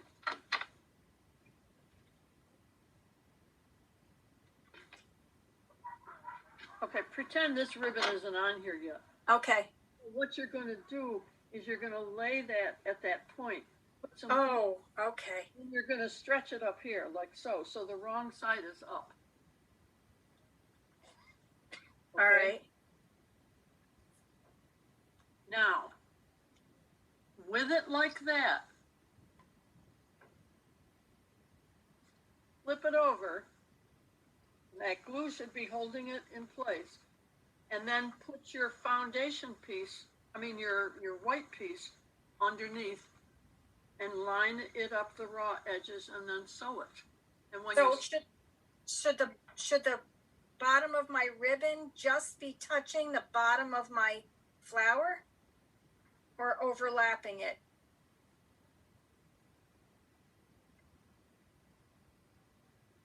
the bottom of your ribbon should be touching. When I put the glue on, I made sure that it was even with the raw edge. That's what I wanted to know. Okay. That was what I left out. All right. And then take it and line it up just like you do with all the other ones. Raw edges with your white piece underneath, and take it and sew it, and you're going to catch the ribbon.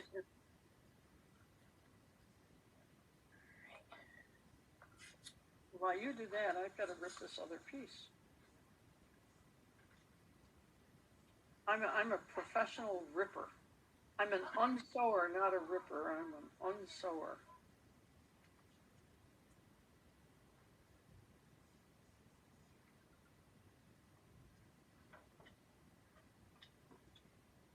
Now I'm worried that piece is big enough. Big piece.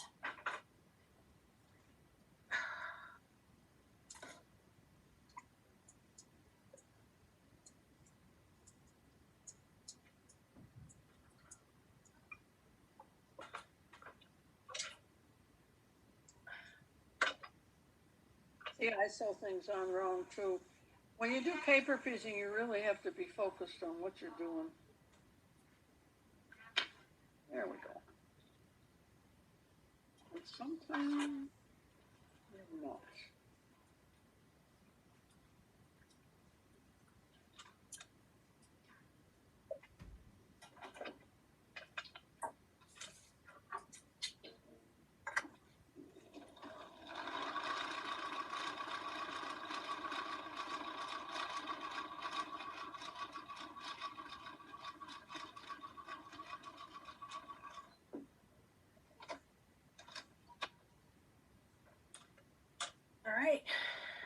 Okay, so now take it and flip it over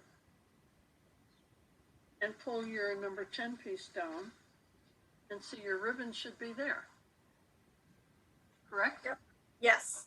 Right, so now what I want you to do is line that ribbon up nice and straight if you can. Put about 3 little dabs along the ribbon so that it anchors it.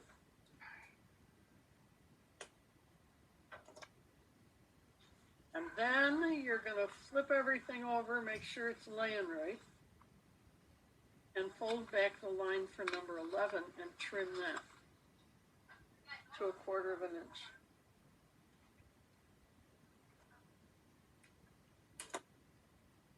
Now, I've got to iron mine. It's all wrinkled.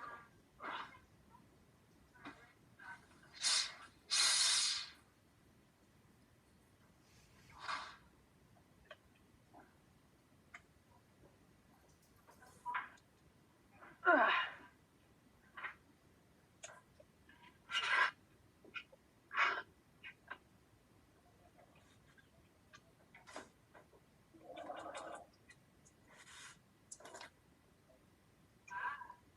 So my green strip, I ended up with 2.5 inches by about 8.5 inches.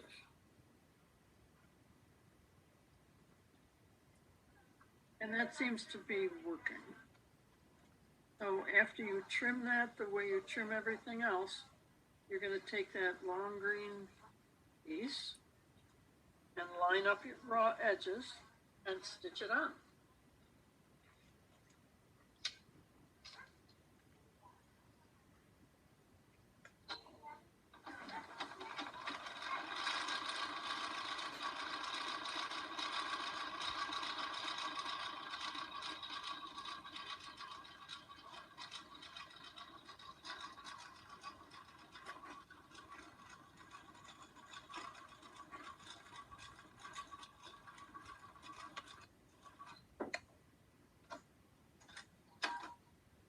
You can say all you want for Zoom classes, but quite honestly, I find that there are a lot of people who are learning better on Zoom because they can see up pretty much up close what you're doing. Whereas when you do it in person, sometimes they don't always get it. Well, it takes me an hour and a half to drive to East Aurora one way. So I wouldn't normally do that, you know, for a class like this too. So I think it's wonderful. An awful lot of people are really enjoying it, and they, especially if they're visual learners, they really are able to focus in, you know, on what you're doing. Yeah, I like it. This is what it looks like after you sew your first green strip on, and you see that ribbon stays really nice. And then you flip it over and trim along between 11 and 12. Same process.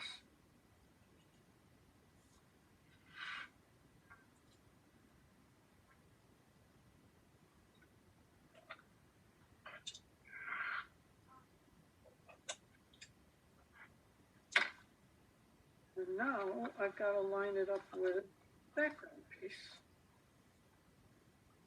I've got to have a big enough background piece over that.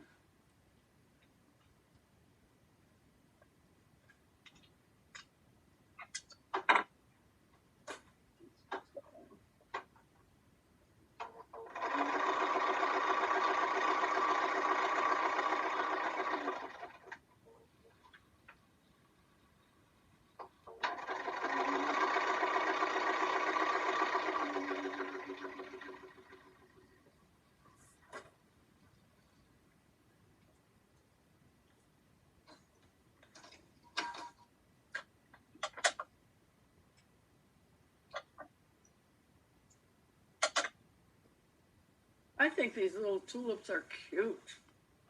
I think they're cute too. All right, so now I need another strip for number 13. That's the other leaf.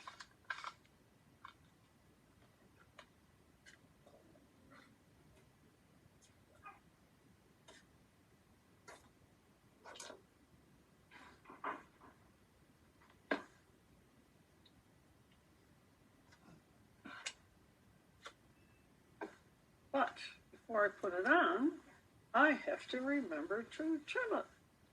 Ta-da!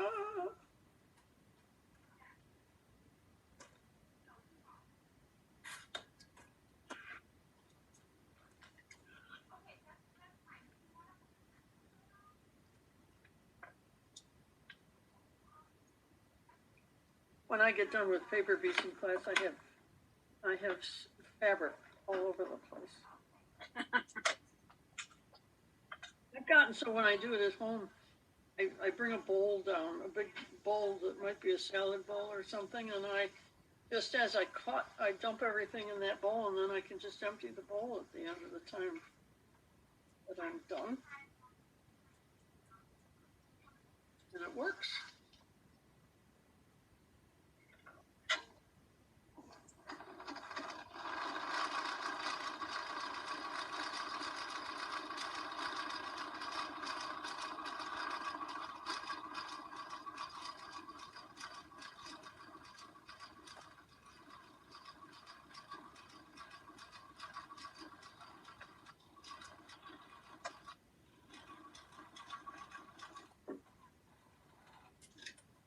Now, one of the things I will stress is that when you do the leaves, make sure you stitch outside that frame 2 or 3 stitches, just like you're doing everything else, because you want those anchored really good.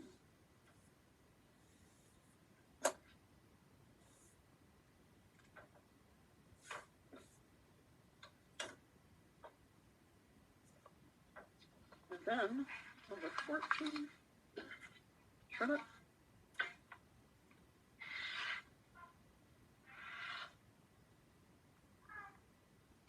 And I need another piece of white.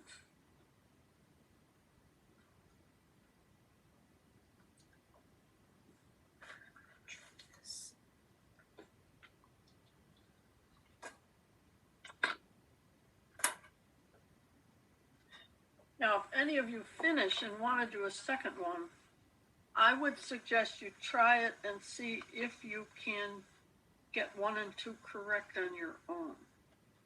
If you can't, then I'm here to talk you through it again.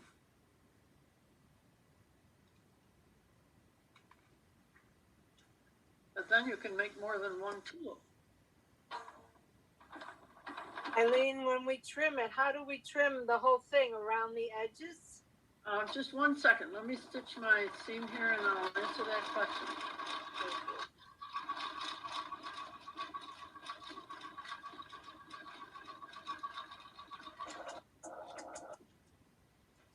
Because what I want to tell you, it's very important when you trim that you're going to trim on that straight line. But I do not want you to use these yellow Add a Plus rulers because what they're thin and you will end up cutting into them. See what's happening to mine where I've tried to use it? So use a regular ruler, like a Creative Grids ruler, and put it right on the straight line. So you're going to cut right on that straight line. Okay. Like so. Just make sure your blade is nice and sharp. So that helps.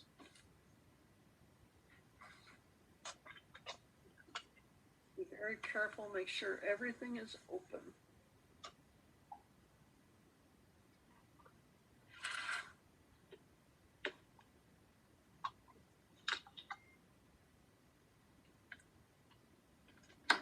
And you can see why it's important to stitch those leaves outside the line, because when you trim, you don't want them folding back underneath it somehow. Okay.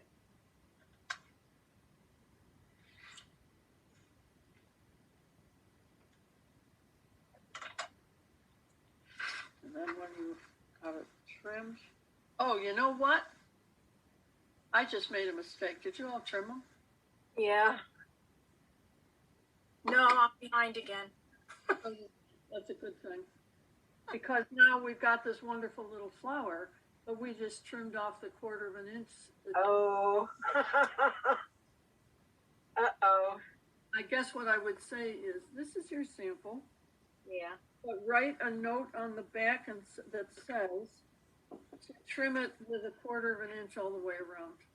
Okay. My bad. That's all right.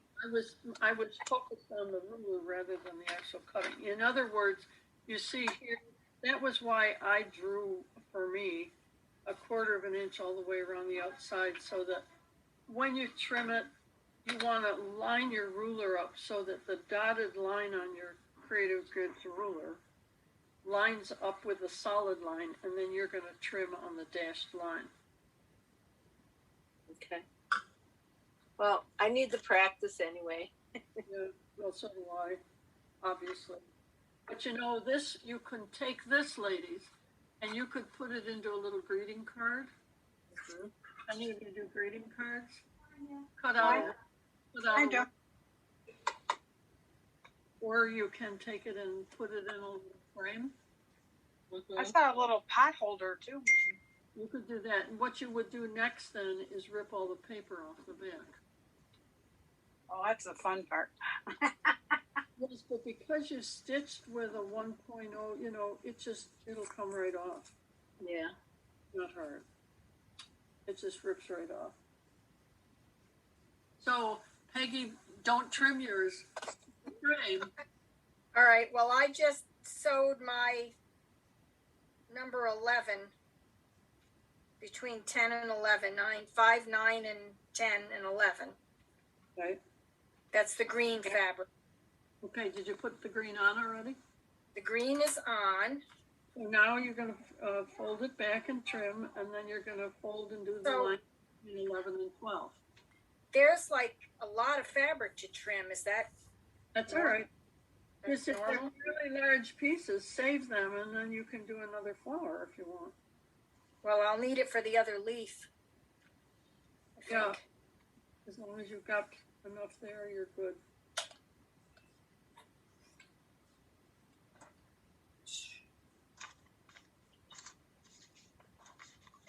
I think I might just put that in a greeting card. Good idea. It would be cute. Oh my gosh. I just cut my whole thing off. The whole thing? Yeah. Oh, no. You didn't open it, did you? No. All right. That's all right. I'm ripping out again. That's why I'm a step behind everybody. I do more ripping than anything else. Yeah, well, that's a good thing, actually, because then you are going to end up with one that isn't like ours. I haven't done my leaves yet, so.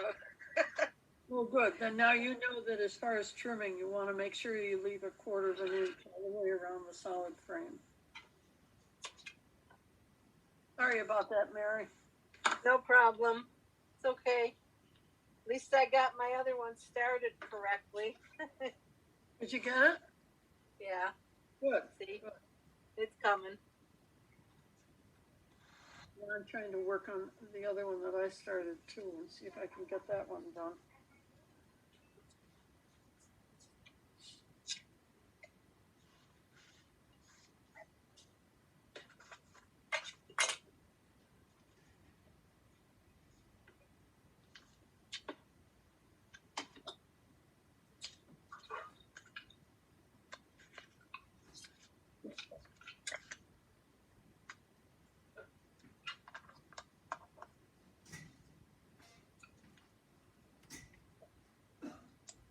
I've got enough scraps from the first one that I can use them for the second one.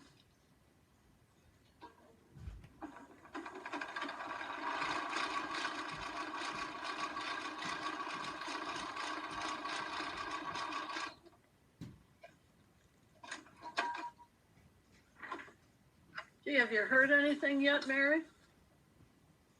No. I just called them and they said they would let me know. They don't have my results. My husband got his and his was negative because he went and got tested because we were in the same household. But All right. So you Yeah. had both of your vaccinations, and you Yes. still got COVID. Yes. Oh, Which last- which I had the Moderna, and my last one was in February. oh my God. I'm a nurse and I do private duty, and the reason I got tested was because I knew I had bronchitis, but I was a little leery, because I was supposed to work tonight. And I went and had the rapid test because I was in a hurry, and that came out positive. But then my nurse practitioner friend said a lot of times the rapid tests aren't accurate. So that's why I went and had the other one done after that. So just waiting. Wow. Yeah. I just got a couple messages from my son. He just got his second Pfizer this morning, and he's already down for the count. Yeah. He's in bed. Yeah. I thought Pfizer was only a one dose. No? No, No, Pfizer's it's two. Oh, okay. Yeah, Johnson & Johnson's the one. Oh, yeah. It didn't bother me. Just this sore arm and a bad headache. But my husband was down for the count on the second one, but not me. So that's why I'm thinking. They said if you don't have a lot of side effects, usually they're not as potent. I don't know if that's true. But I don't know. We'll wait and see. If I get it, I have it, and I have to quarantine from the date of my symptoms, which was Tuesday. It started with a sore throat. So I have to quarantine for 10 days. oh my. Well, I And hope you have it. And I'm hoping if I'm sick now, why might as well have it and get it over with, because they say if you have it, you might not ever get it again. So, I don't know. We'll see. Well, I've got to tell you that I got the Johnson & Johnson, right? Uh-huh. And I got it April 6th. Uh-huh. So I've been feeling really punk for the 10 days. Oh, I still wonder if it isn't a delayed effect of the shot, although everybody says it won't be. I don't know. Because it's like weird. This is like a different feeling than I've ever had. I feel worse today than I did the last 2 days, and I'm just wondering if it's because I got it on my mind that it's going to be positive. I don't know. Oh dear. Well, I hope not. But they put me on albuterol, and I got those little gold ball pills for cough, and they put me on a steroid. That's all for my bronchitis, so we'll see.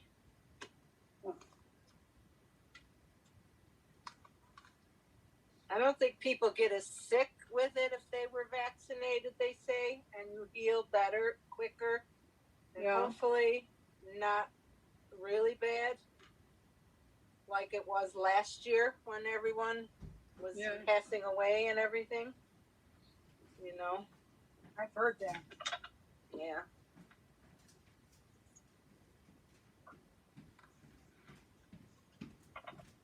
My son got the COVID. Then he waited several weeks and went and got his first shot. And he was pretty sick at that first shot. And now he's just had the second shot. And he had a little temp, and that was about it. So they're saying people that already had the COVID sometimes react worse to the first shot than the second shot. Well, my husband and I both had COVID Thanksgiving. And it wasn't awful. It was, we were really lucky. We know we were. No fever. So take your temperature all you want because you don't always get a fever.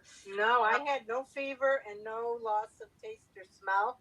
But they told me the loss of taste or smell could come days later. So, yeah. Wow. Yeah. That's okay. I need to lose some weight. So if nothing tastes, I won't be eating. Oh, We'll man. see. All right, Eileen. So I don't trim this wrong again. I just sewed on my line between my 11. I'm actually almost there with you. So, Oh, okay. let's see, I just put my ribbon on this one. And I'm going to put that down here.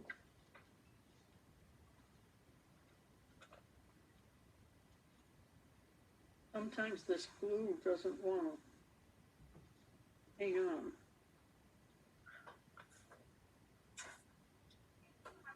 So that's what I'm trimming. I think I trimmed the wrong thing before. Okay, so now I'm putting my ribbon down.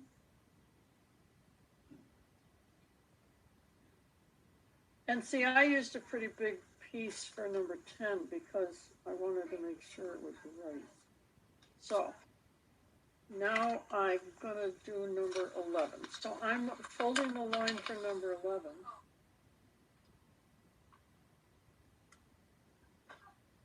And I'm trimming it. Now, did you trim that part?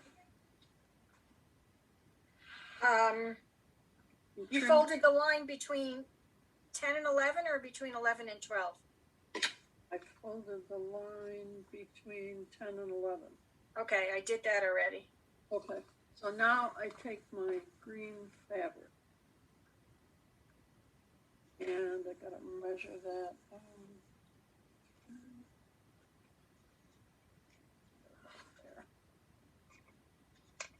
There.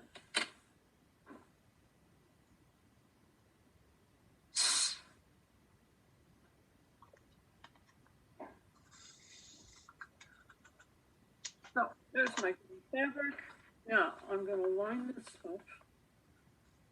And I'm centering it, and then I am going to sew that on.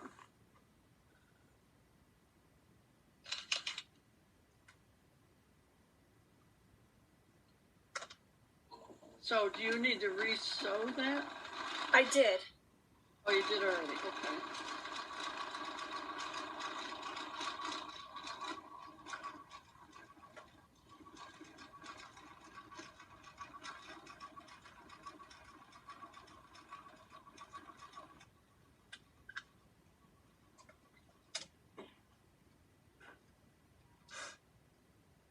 Okay, so now I'm gonna open up my green.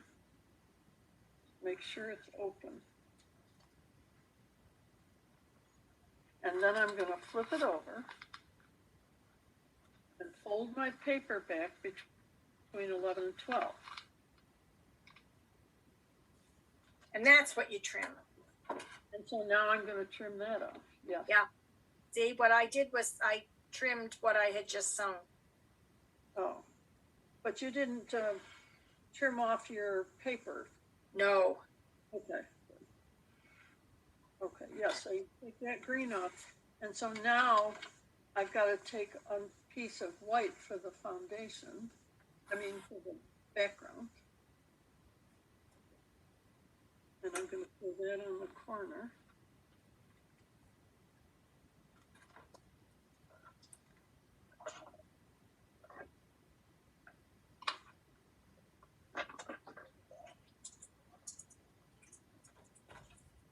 And I'm going to sew that on.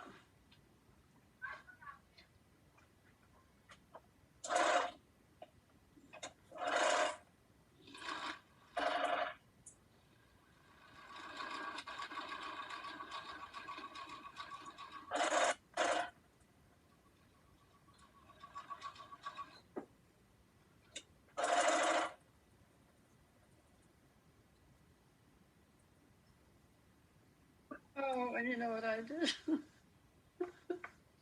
I sewed my tone on tone. Oh, I sewed it the wrong way, so now I've got to take that off.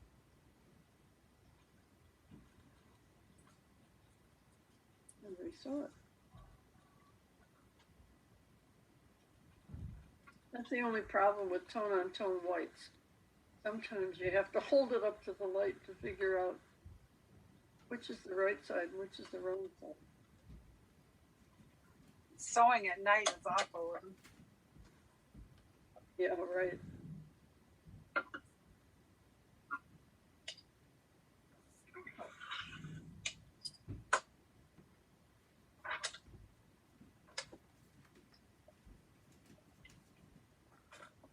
kind of quiet here at the store today. Is this looking correct? Yes, it is. So far. All right. You're almost done.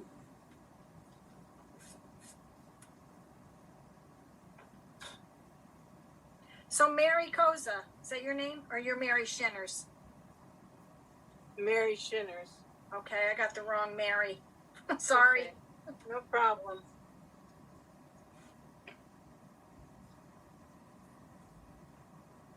Mary Simmons, she's been around a long time. Oh, please. Only a couple years, Eileen. I've had you in a lot of classes. It's been fun. Well, that's because I love you. Ah, you're so cute. And you're such a good instructor. You're very patient with me. Yep. Yep. Well, you know, if you're going to be a good teacher, you got to be patient. You taught me my first quilting class, the quilt, the Yellow Brick Road. Yes, I remember that. And then after that, I did my granddaughters, I did my grandsons, all in sports themes. Yeah, and didn't you do some edge classes with me? Yes, a couple. Yep.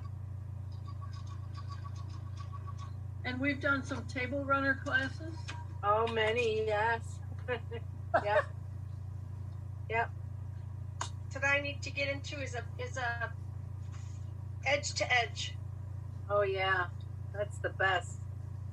What kind of edge to edge do you want? Do you want edge to edge one? Well, I'm going to need for the blocks. I'm going to somehow have to figure out. When my daughter was here, I showed her my blocks, and she said she liked them. I was surprised. They were a little more traditional than I thought she would like. But she likes them, huh? Isn't she the one you're making it for? Yep. I was going to surprise her with it, but then with it being so, the traditional type, I thought, I better show it to her and make sure. Yep. Otherwise, I'd make it for me, and then, look at that purple and pink. Oh, great. Nancy, those are terrific. I just got that done, so. Here, wait, let me, just a minute. I'm going to change the screen. And then you can, now the trick here is, in order to see you, you have to talk. Oh, okay. Holding them up top. There you go. Okay, I've got the pink and the purple. They look really nice. Thank you. Yeah. I enjoyed doing them. Those were fun. I like those. You know, you could embroider those. Yeah, and I make cards too, so that'd be a good idea for cards. Oh yeah. Yep. That would be great. Very cute. Okay, well, thank you very much. I enjoyed doing this today. It was very nice. Oh, good.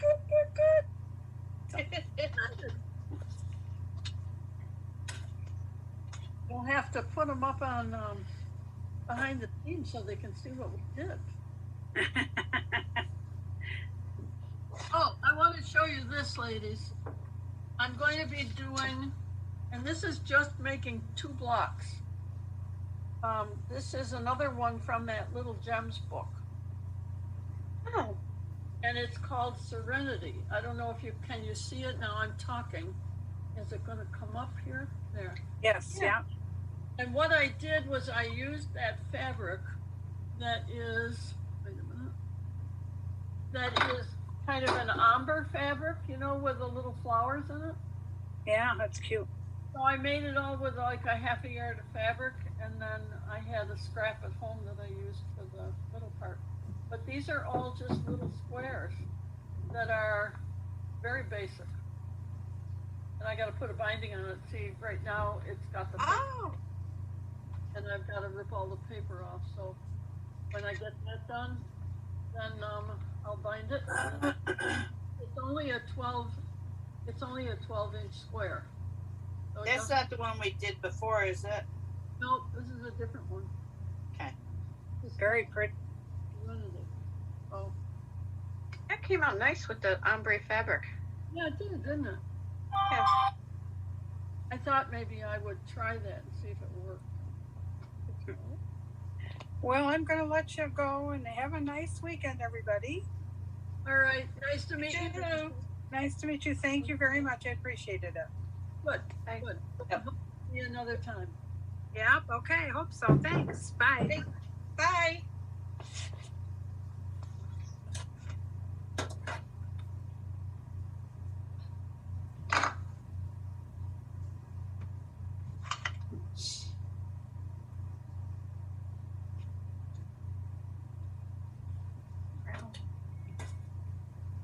Okay, big enough. How are you doing, Peggy? Good, I put my last piece on. So am I. Pink. Actually, I'm doing the second green, the last green. I think I am.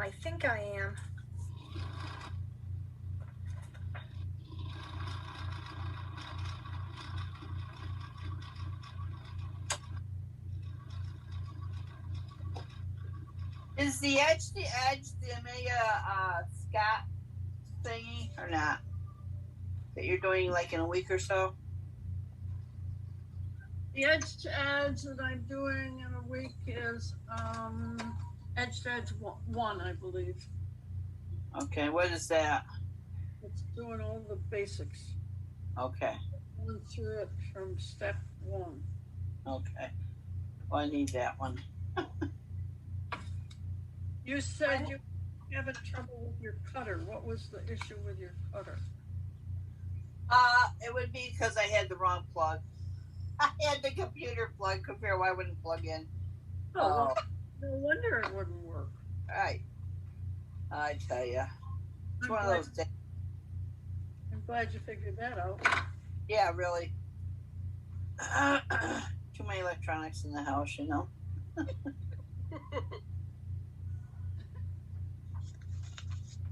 Now I'm afraid to trim this. Oh, no. Now, when you trim it, you know what to do, right? A quarter of an inch from the solid line. So lay your ruler on it so that the dash line on your ruler hits the solid line on the piece, and you're good. Maybe what I will do is not use mine in a card. Maybe I will put it in my folder and show people that this is what you're not supposed to do. Maybe a bookmark. Yeah. I'm very good at making samples about what not to do. We all are. Well, and sometimes as a teacher, it's nice to have some of those. Yeah. Young people get it.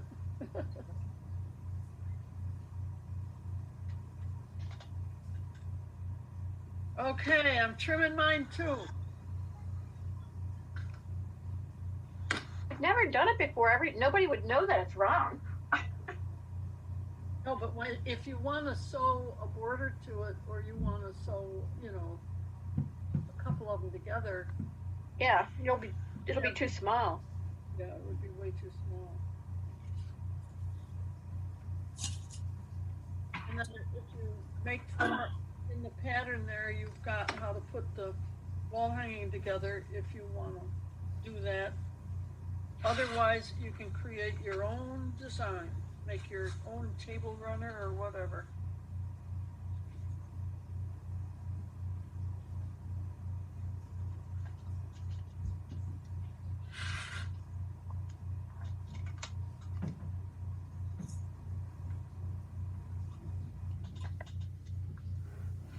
So by having this quarter of an inch, it means that you could sew it to other tulips. Or if, in other words, when you look at it, you've got a quarter of an inch, you see, at the top of the petals, so that you wouldn't lose your points if you put a frame on this. That's the most important part. Whereas if you use this one where you cut it too short, you wouldn't have any points on your petals. Oh wait, talk, Peggy. Ta-da! Ta-da! Ah, looks good. It looks So excited. So I want to make a pillow. So I would think I should make another one of these. Maybe. okay. I don't know. You can do that and then just make some frames to go around them. I mean, out of fabric, Okay. like you were putting little borders on them. You could do that. Yay. This is a project. Yes, it is.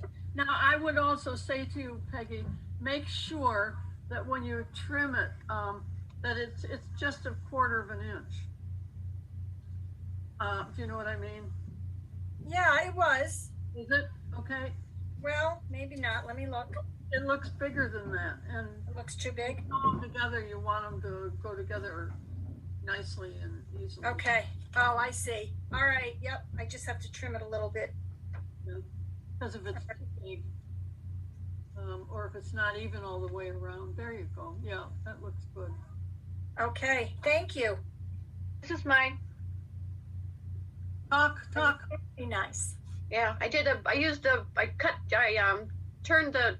folded the bias binding in half to make a ribbon That works. because I just couldn't find anything the right color green. Everything was like Christmas green that I looked at, Yeah.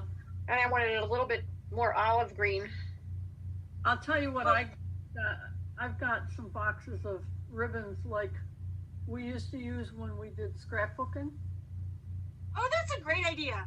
And so I'm just using some of those ribbons because they're in drawers and they're not getting used. And I figured, oh, well, that would work. Yeah, And then you've got choices. I mean, I've got polka dots and I've got gingham and satin and linen. And anyway, they're all different. So that was where I got My ribbon I thought was grosgrain, but it feels a little too plasticky, so I decided I better do something else. So I just grabbed some I don't know what you call it, but something else out of the drawer. It's got a little green on it. Good. Is it working? Yeah. It's like what you wrap fat quarters with, or Oh, yeah, okay. You save the ribbon from the fat quarters? yeah. But this particular one has a lizard on it. A lizard. How nice. Yeah. they live in the garden, Yeah. That's what I thought. I wanted to leave the words off because it's Island Batik. Well, now remember that this recording is good for you for 3 days. So after you get it, if they let you download it, if it says download, you could save it and you would then always have the directions for how to put these flowers together. And in a way, going through what I went through with Peggy to repeat the steps, that's really good. Because then you all have that in case you get lost. Well, that first and second piece always confused me. Yep. Just remember this. Piece number 1 must always have the wrong side of piece number 1. Should go against the wrong side of your paper. So experiment with how to lay your paper on your fabric so that piece number 1 is wrong sides to wrong sides of the paper. And that way they'll open up onto 1 and 2. But the fabrics have to be right sides together. Exactly. Okay. So the piece number 1 has to be next to the paper, wrong side up. Yes. Right sides together with your fabric, but wrong side to the paper. Yep. If you just make a note about that, then I think you'll be all right. A big note. And if you make one of these and keep it as your sample, write it right on the paper on the back so that you know that. Number one is always the wrong side of the paper to the wrong side of number one. But one and two are always right sides together.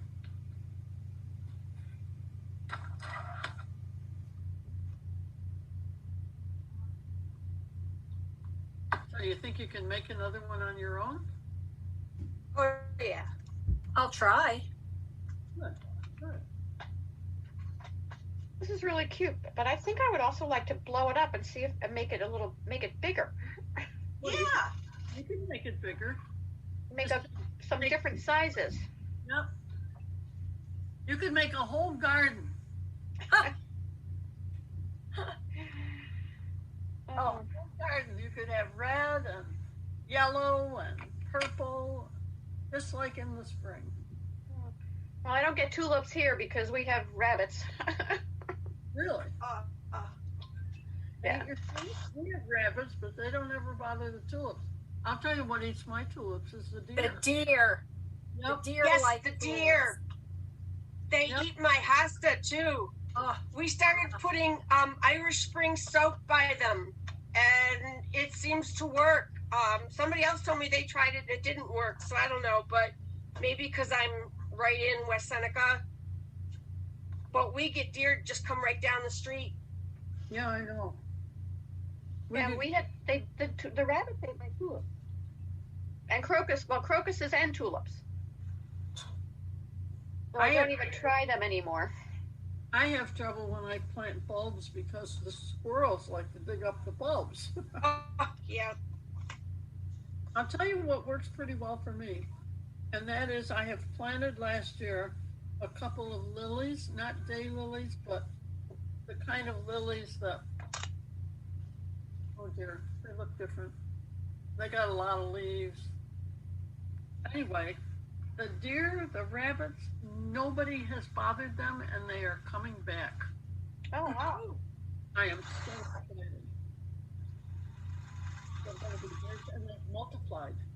Like I put in one plant, and it's coming back so that I'm going to have 6 or 8 blossoms, I think, which is very exciting to me.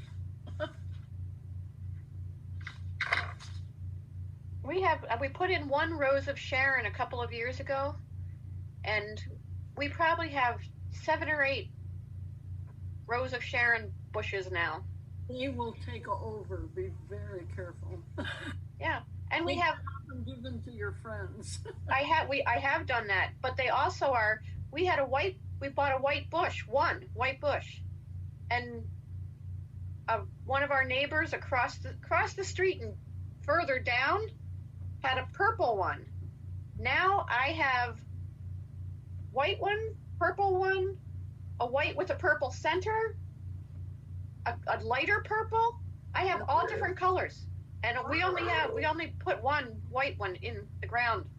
You know, lilac. When I lived out in the country, I had a purple lilac that I planted, and eventually I had a dark purple with white around the outside of each one of the petals. It was gorgeous. And then I had pink coming up, and it's like, where did they come from? Yeah, I didn't plant them. I don't know what's been going on in my neighborhood overnight, but They're doing some funky stuff. the plants are having a great time. Oh my gosh. I just got my results. It says COVID is not detected. Yay! So don't get a rapid test because it's not always true.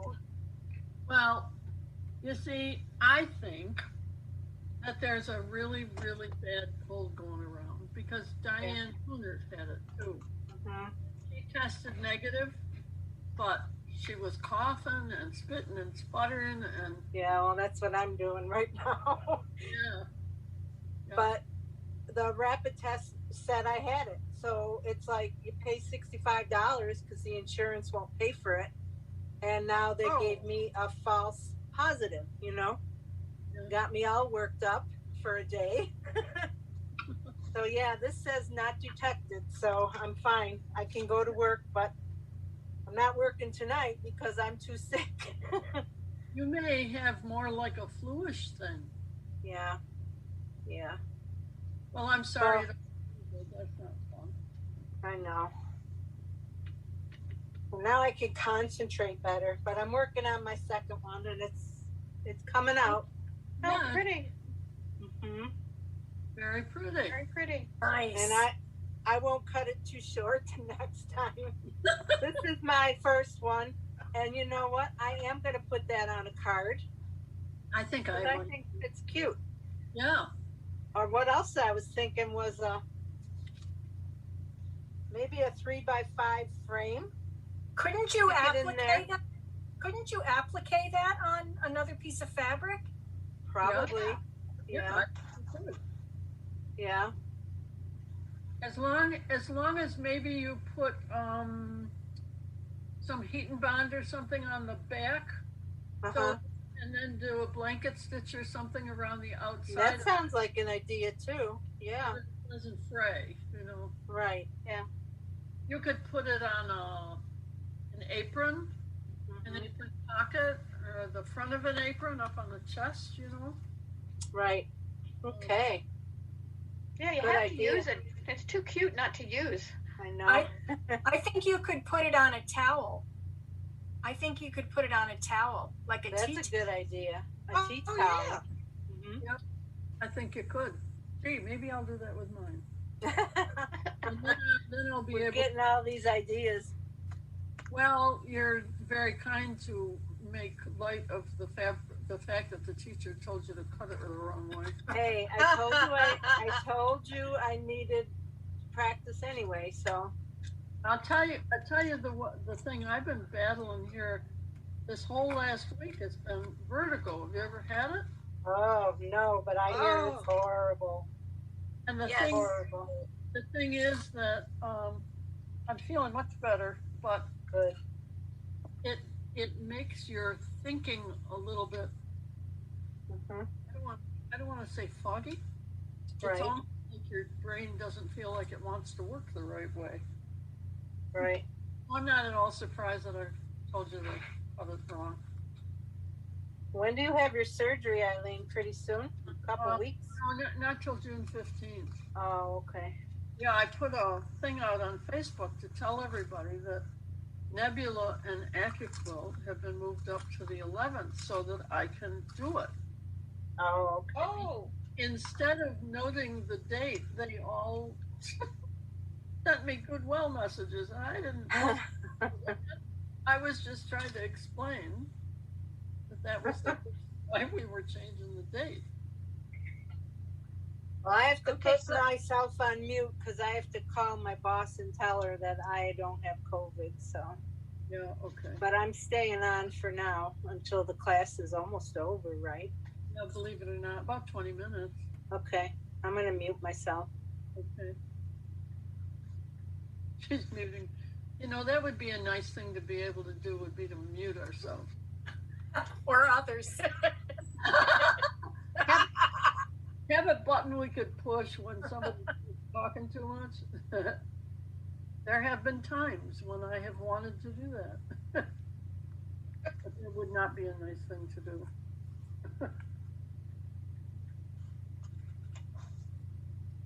The time I wish I had a button to push is when somebody starts talking to me, and I don't know if you ever had this experience where somebody starts talking to you and they keep coming closer and closer, and you find yourself backing up.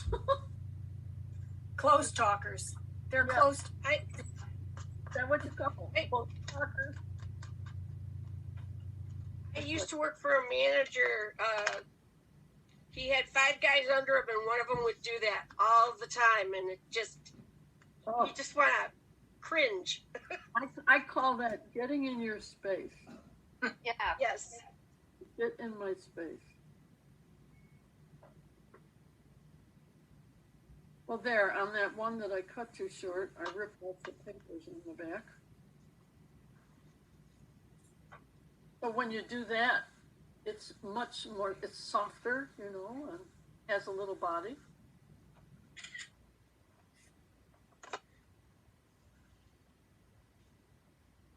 Yeah, I think these are cute.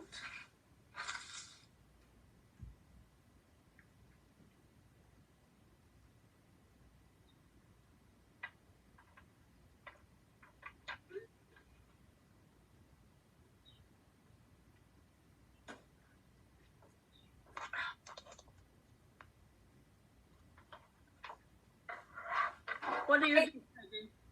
What? What do you do? Or do you work? I retired in June. Good girl. Yes. So I sew now quite a bit. Yeah, I know it's fun, isn't it? And I garden. I'm outside as much as I can be outside. Yeah. The store gets really quiet on days like today when people are outside. Yeah, I'll bet. I took a class from you. I took the side lights. It was a panel class where you turn the panel into a quilt. I finished it, but I haven't quilted it yet. I finished the top. Mhm. I have the batting in the back cut, and all I have to do is do it. Okay, I give you permission to do that. Thank you. I would love to see it when it's done. I'll bring it in. I'll bring it in when I finish it. Great. All right, I'm going to sign off. All right. Enjoy Thank your weekend. Bye. Bye. All right. Nice meeting you, ladies. Bye. It was nice having you here. Thank you.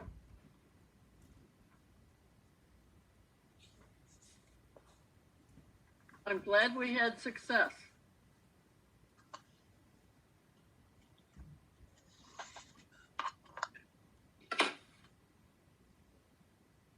Here we go. I finished something. Oh, good girl. Hey, you know Oh, what? yay. Look how pretty that is. Look at the You know- ribbon. See, it's got a little lizard. I was thinking I would take a green marker to it, but you know, Oh, that's cute. I like that. it looks like a piece of rickrack with a lizard up there. That's What? all right. That's another thing you could probably use is rickrack. Yeah. That would give it another look, you know. Oh yeah. They're making that in a lot of different sizes now too. Yes, they are. You're right.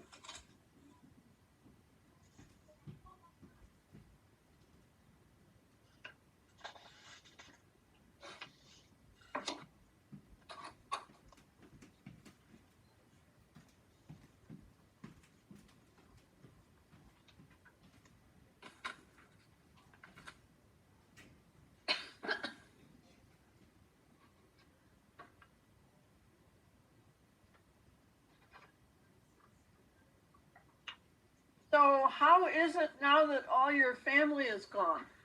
Nothing like coming home and making mom work hard on Mother's Day. Yeah. Yes. Did That's you what get, I kept thinking. did you get all your fabric back out of the truck on the tent? No, I have a cedar chest in my room, and I just stacked. I got like 9 boxes, I think, were able to fit on there. Just, Yeah, I just tried to keep. I tried to keep out what I was currently using. Yeah. I thought of you all Mother's Day weekend. I thought, whoa, she's really working hard. Yeah, it was crazy. Did you have fun? Yeah, we did. In fact, my son posted. We went out for dinner, and it was his 30th birthday, Mother's Day, our 40th anniversary, and my daughter's engaged. Wow. So all 4 of us had something to celebrate. That's like great. Yeah, It's fun when things work out like that.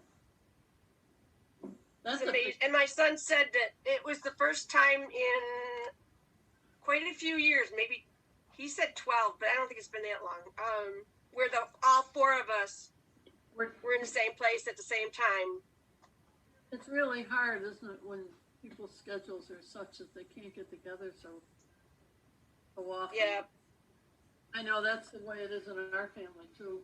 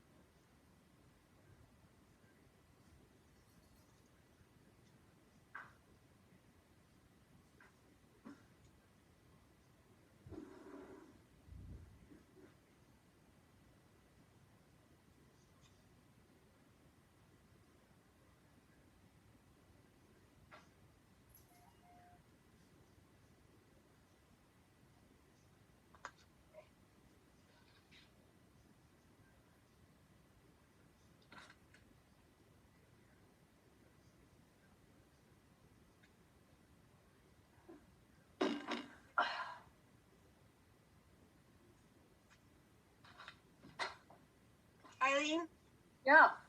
when you put these together, do you think having the same background matters? You know, like the same white on white? When I do them, I like to do with different white on whites as long as it's the same value. In other words, I don't usually have one be a cream color and another one a real white, you know. But if Okay, good. they're different tone on tones and they're about the same shade, it doesn't matter because when you sew them together, if you're going to quilt it or whatever, nobody notices. It's true. I mean, especially even on a quilt. Yeah, when you get it all quilted, nobody's going to go up and squint their eyes and look and see if you've got all the same backing. They just don't do that. The blocks are big enough that Yeah, sort of your eyes take. I was wondering with the little, you know, with them being so small, if it would leap out at you like that. No, now wait a minute. Let me look at mine. I use the same one. On this one, I did use the same. I think because I was trying to be a good girl. But rebellious me, I mix my tone and tones up all the time, and I do that in my blocks for the quilt too. The backgrounds in most of my blocks, they're all different. It's like it makes for a much more interesting quilt. Yeah, and I suppose if you use different ones all the time, it's going to look like it belongs anyway. Yeah, exactly. And if they're all different, great. I have to remember that next time I make one of these. Although I'm gonna have to work all summer trying to figure out what I'm gonna do in our part 2 class. I will be spending my free moments out at camp on the computer designing blocks and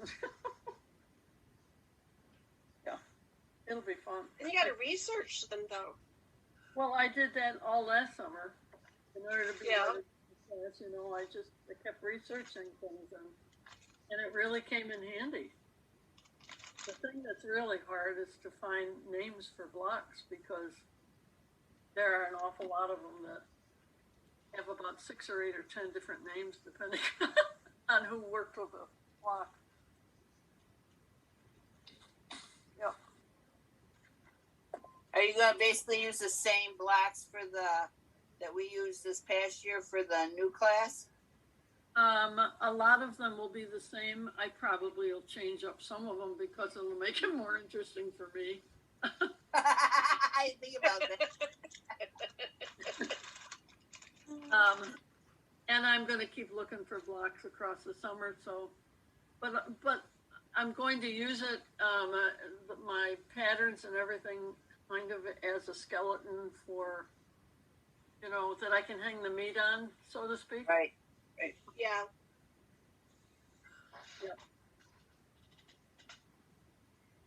We've got some really pretty blocks. I keep looking at my quilt. I've got it laid all over my basement floor. And like, boy, we really made some pretty blocks.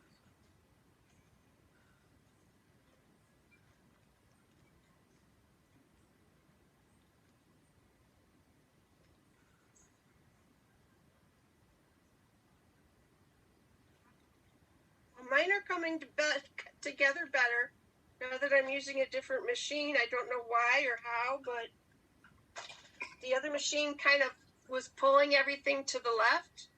Yeah, and you it was did that.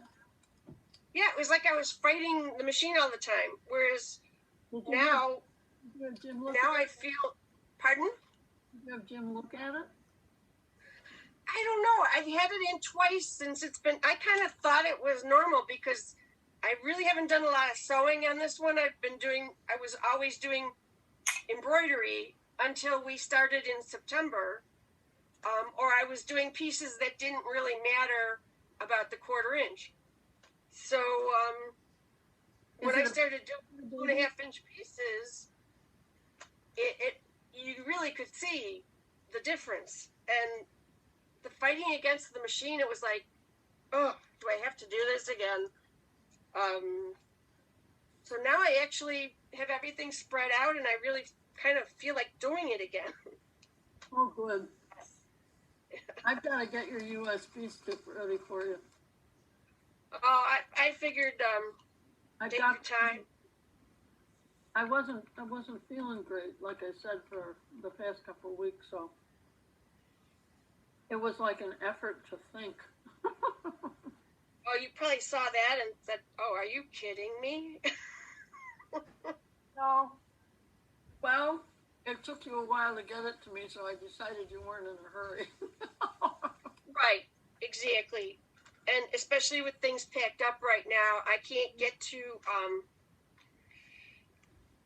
my AccuQuilt machine. I can't get to it. I just decided to. Anything else I had, I just threw it in the room and closed the door. And I'm gonna have to clear that all out before I can even get to the machine.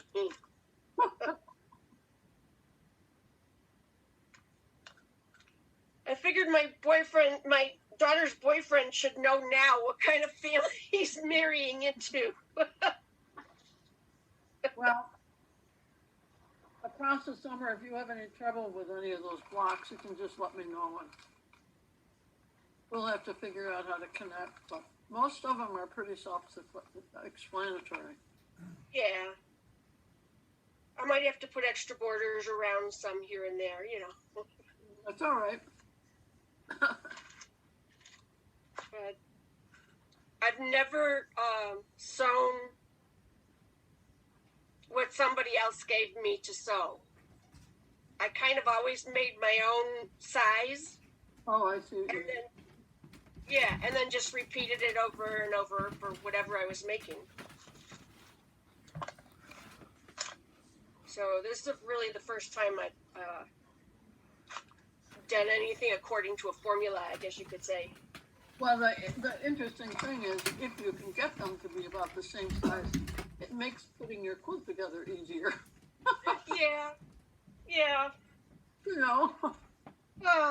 I that thing about better finished than perfect, or something like that saying. Yep. I think that's what I'm going to go with, I think. Now, did you watch the PowerPoint that I just sent out? I started. Not to. yet. Well, make sure I you do. I do have it, but I haven't done it. I even addressed. Pardon? I said watch it because I even addressed in there. Well, or read the PowerPoint, the PDF. Yeah. About resizing blocks and planning out your quilt, that kind of thing. And what to do if you want to do an improv kind of a quilt where you be creative and just put a quilt, a block here and a block there. You know, you can do that, but you'll have to figure out how to fill it in with, you know, white fabric or whatever, so that it looks good. I will be very curious to see what everybody ends up with. Well, we've seen a few. A lot of ladies got theirs done, and it's just a matter now if they're going to put cornerstones or sashing or what. Yeah, I still don't know what to do, but I really enjoyed the PowerPoint in the class yesterday. There's so many different ideas. Yeah, and you can be straightforward and just have it be a grid. Yeah, I just have to But I clean keep, off, lay out. I think I'm going to just lay them out on the bed. Decide whether I want to be, we have a king size bed and the guest room has a queen size bed. So decide which size I want to make, which room it's going to go in. you Because it's staying in this house. know, no, it's not. After that much work, Yeah. Not for anybody. yeah. I keep wondering if I want to take and put like 4 squares that I love in the middle, and then put a border around those 4, and then just keep putting, you know what I mean, in rows. Yeah. Mm-hmm. I'm I think that's a great idea. gonna try it out on paper first and see if mathematically I can get it to work. But you're making a king size, so you want it bigger. Yeah, right. So if you put the 4 in the middle and then a border and then blocks around and then another border, Uh-huh. it would end up doing your drop for you without having to make extra blocks or really wide borders. Right. I agree. So I was trying when I made that PowerPoint for yesterday, I was trying to do it so that it was kind of basic.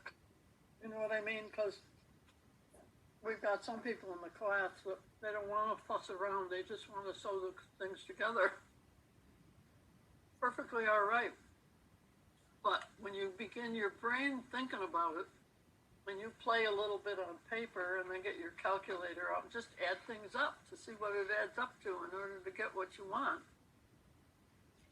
You can come up with all kinds of interesting things. Well, if you're going to do a class, you might as well learn something while you're at it, Yep. And if it's too simple, what was the value of it, Well, wait a minute. Getting stuff done is good too. But I don't have a lot of stuff done either, so it'll be a summer project, Yes, I figure I'm gonna work on things over the summer. Yeah, you and I both.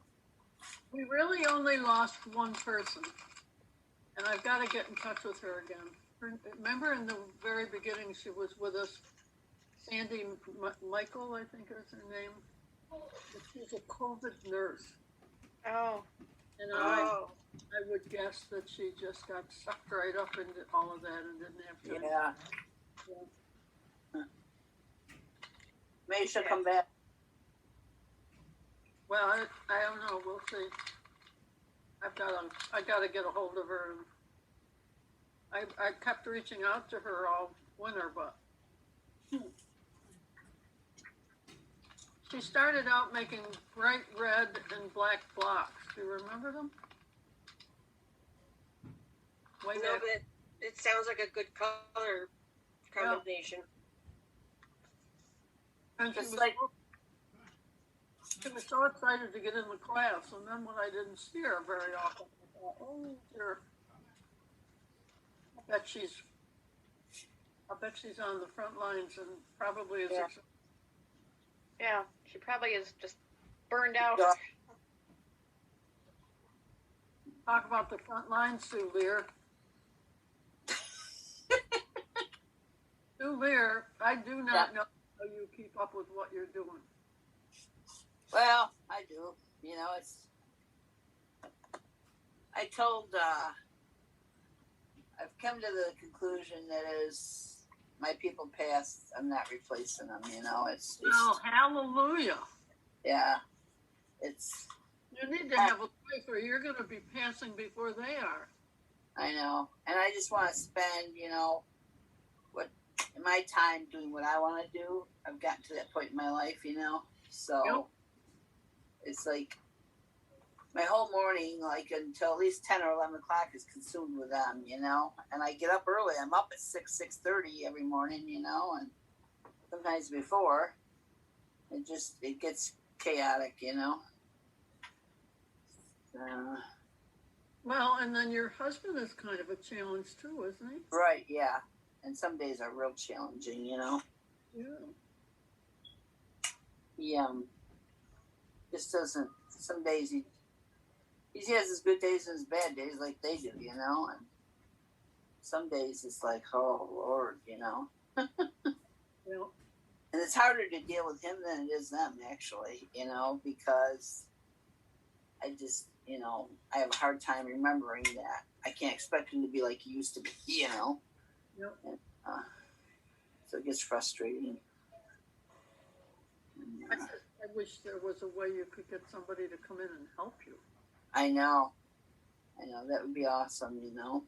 Yeah, it would be. And yeah, there's days and there's days, you know.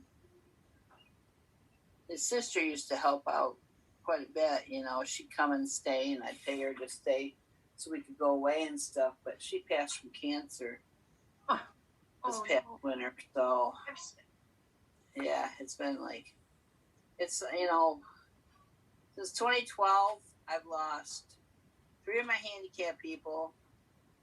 I had 3 brothers. I lost all them. And he's lost his sister, and it's like, it's just one thing upon another, you know? Yeah. And, All this past year, Sue? no, since 2012. 2012? Still. Yeah. But you've got how many special needs people there? 3. 3 now. Yeah. And her husband has dementia, correct? You're right. So that's like you've got 4, and you're doing that all by yourself? What do you do when they get sick? You know, well, my granddaughter helps out quite a bit. And my daughter used to help out a lot, but since this COVID thing, she works 12 hours a day. So she's never home, you know? Yeah. Oh, that's hard. Yeah, it is. Oh, I've seen the thing on TV. I've seen the thing on TV where you can have like a relative paid to come in and. Have you looked into that at all? No, I haven't. Yeah, I really tell you the truth, I hadn't thought about it, but that's a good idea, you know? I would look into it, because you're exhausted. Right. Yeah. And if your granddaughter, if you could pay your granddaughter to help you or his sister. Right. It'd be a big help, you know? Yeah. But I've only seen the commercials. I haven't heard anything about it. So no idea. Yeah, I don't If know. it even, you know. Yeah. Well, don't you have to be certified by the state? Yeah. But they just have to, now because of COVID, they can watch some videos, you know, basically, so. Well, ladies, it's 5 after 5. I'm going to have to sign off. But listen, you take care of yourself. Have a good weekend. Yes. Yeah, Thank you, Irene.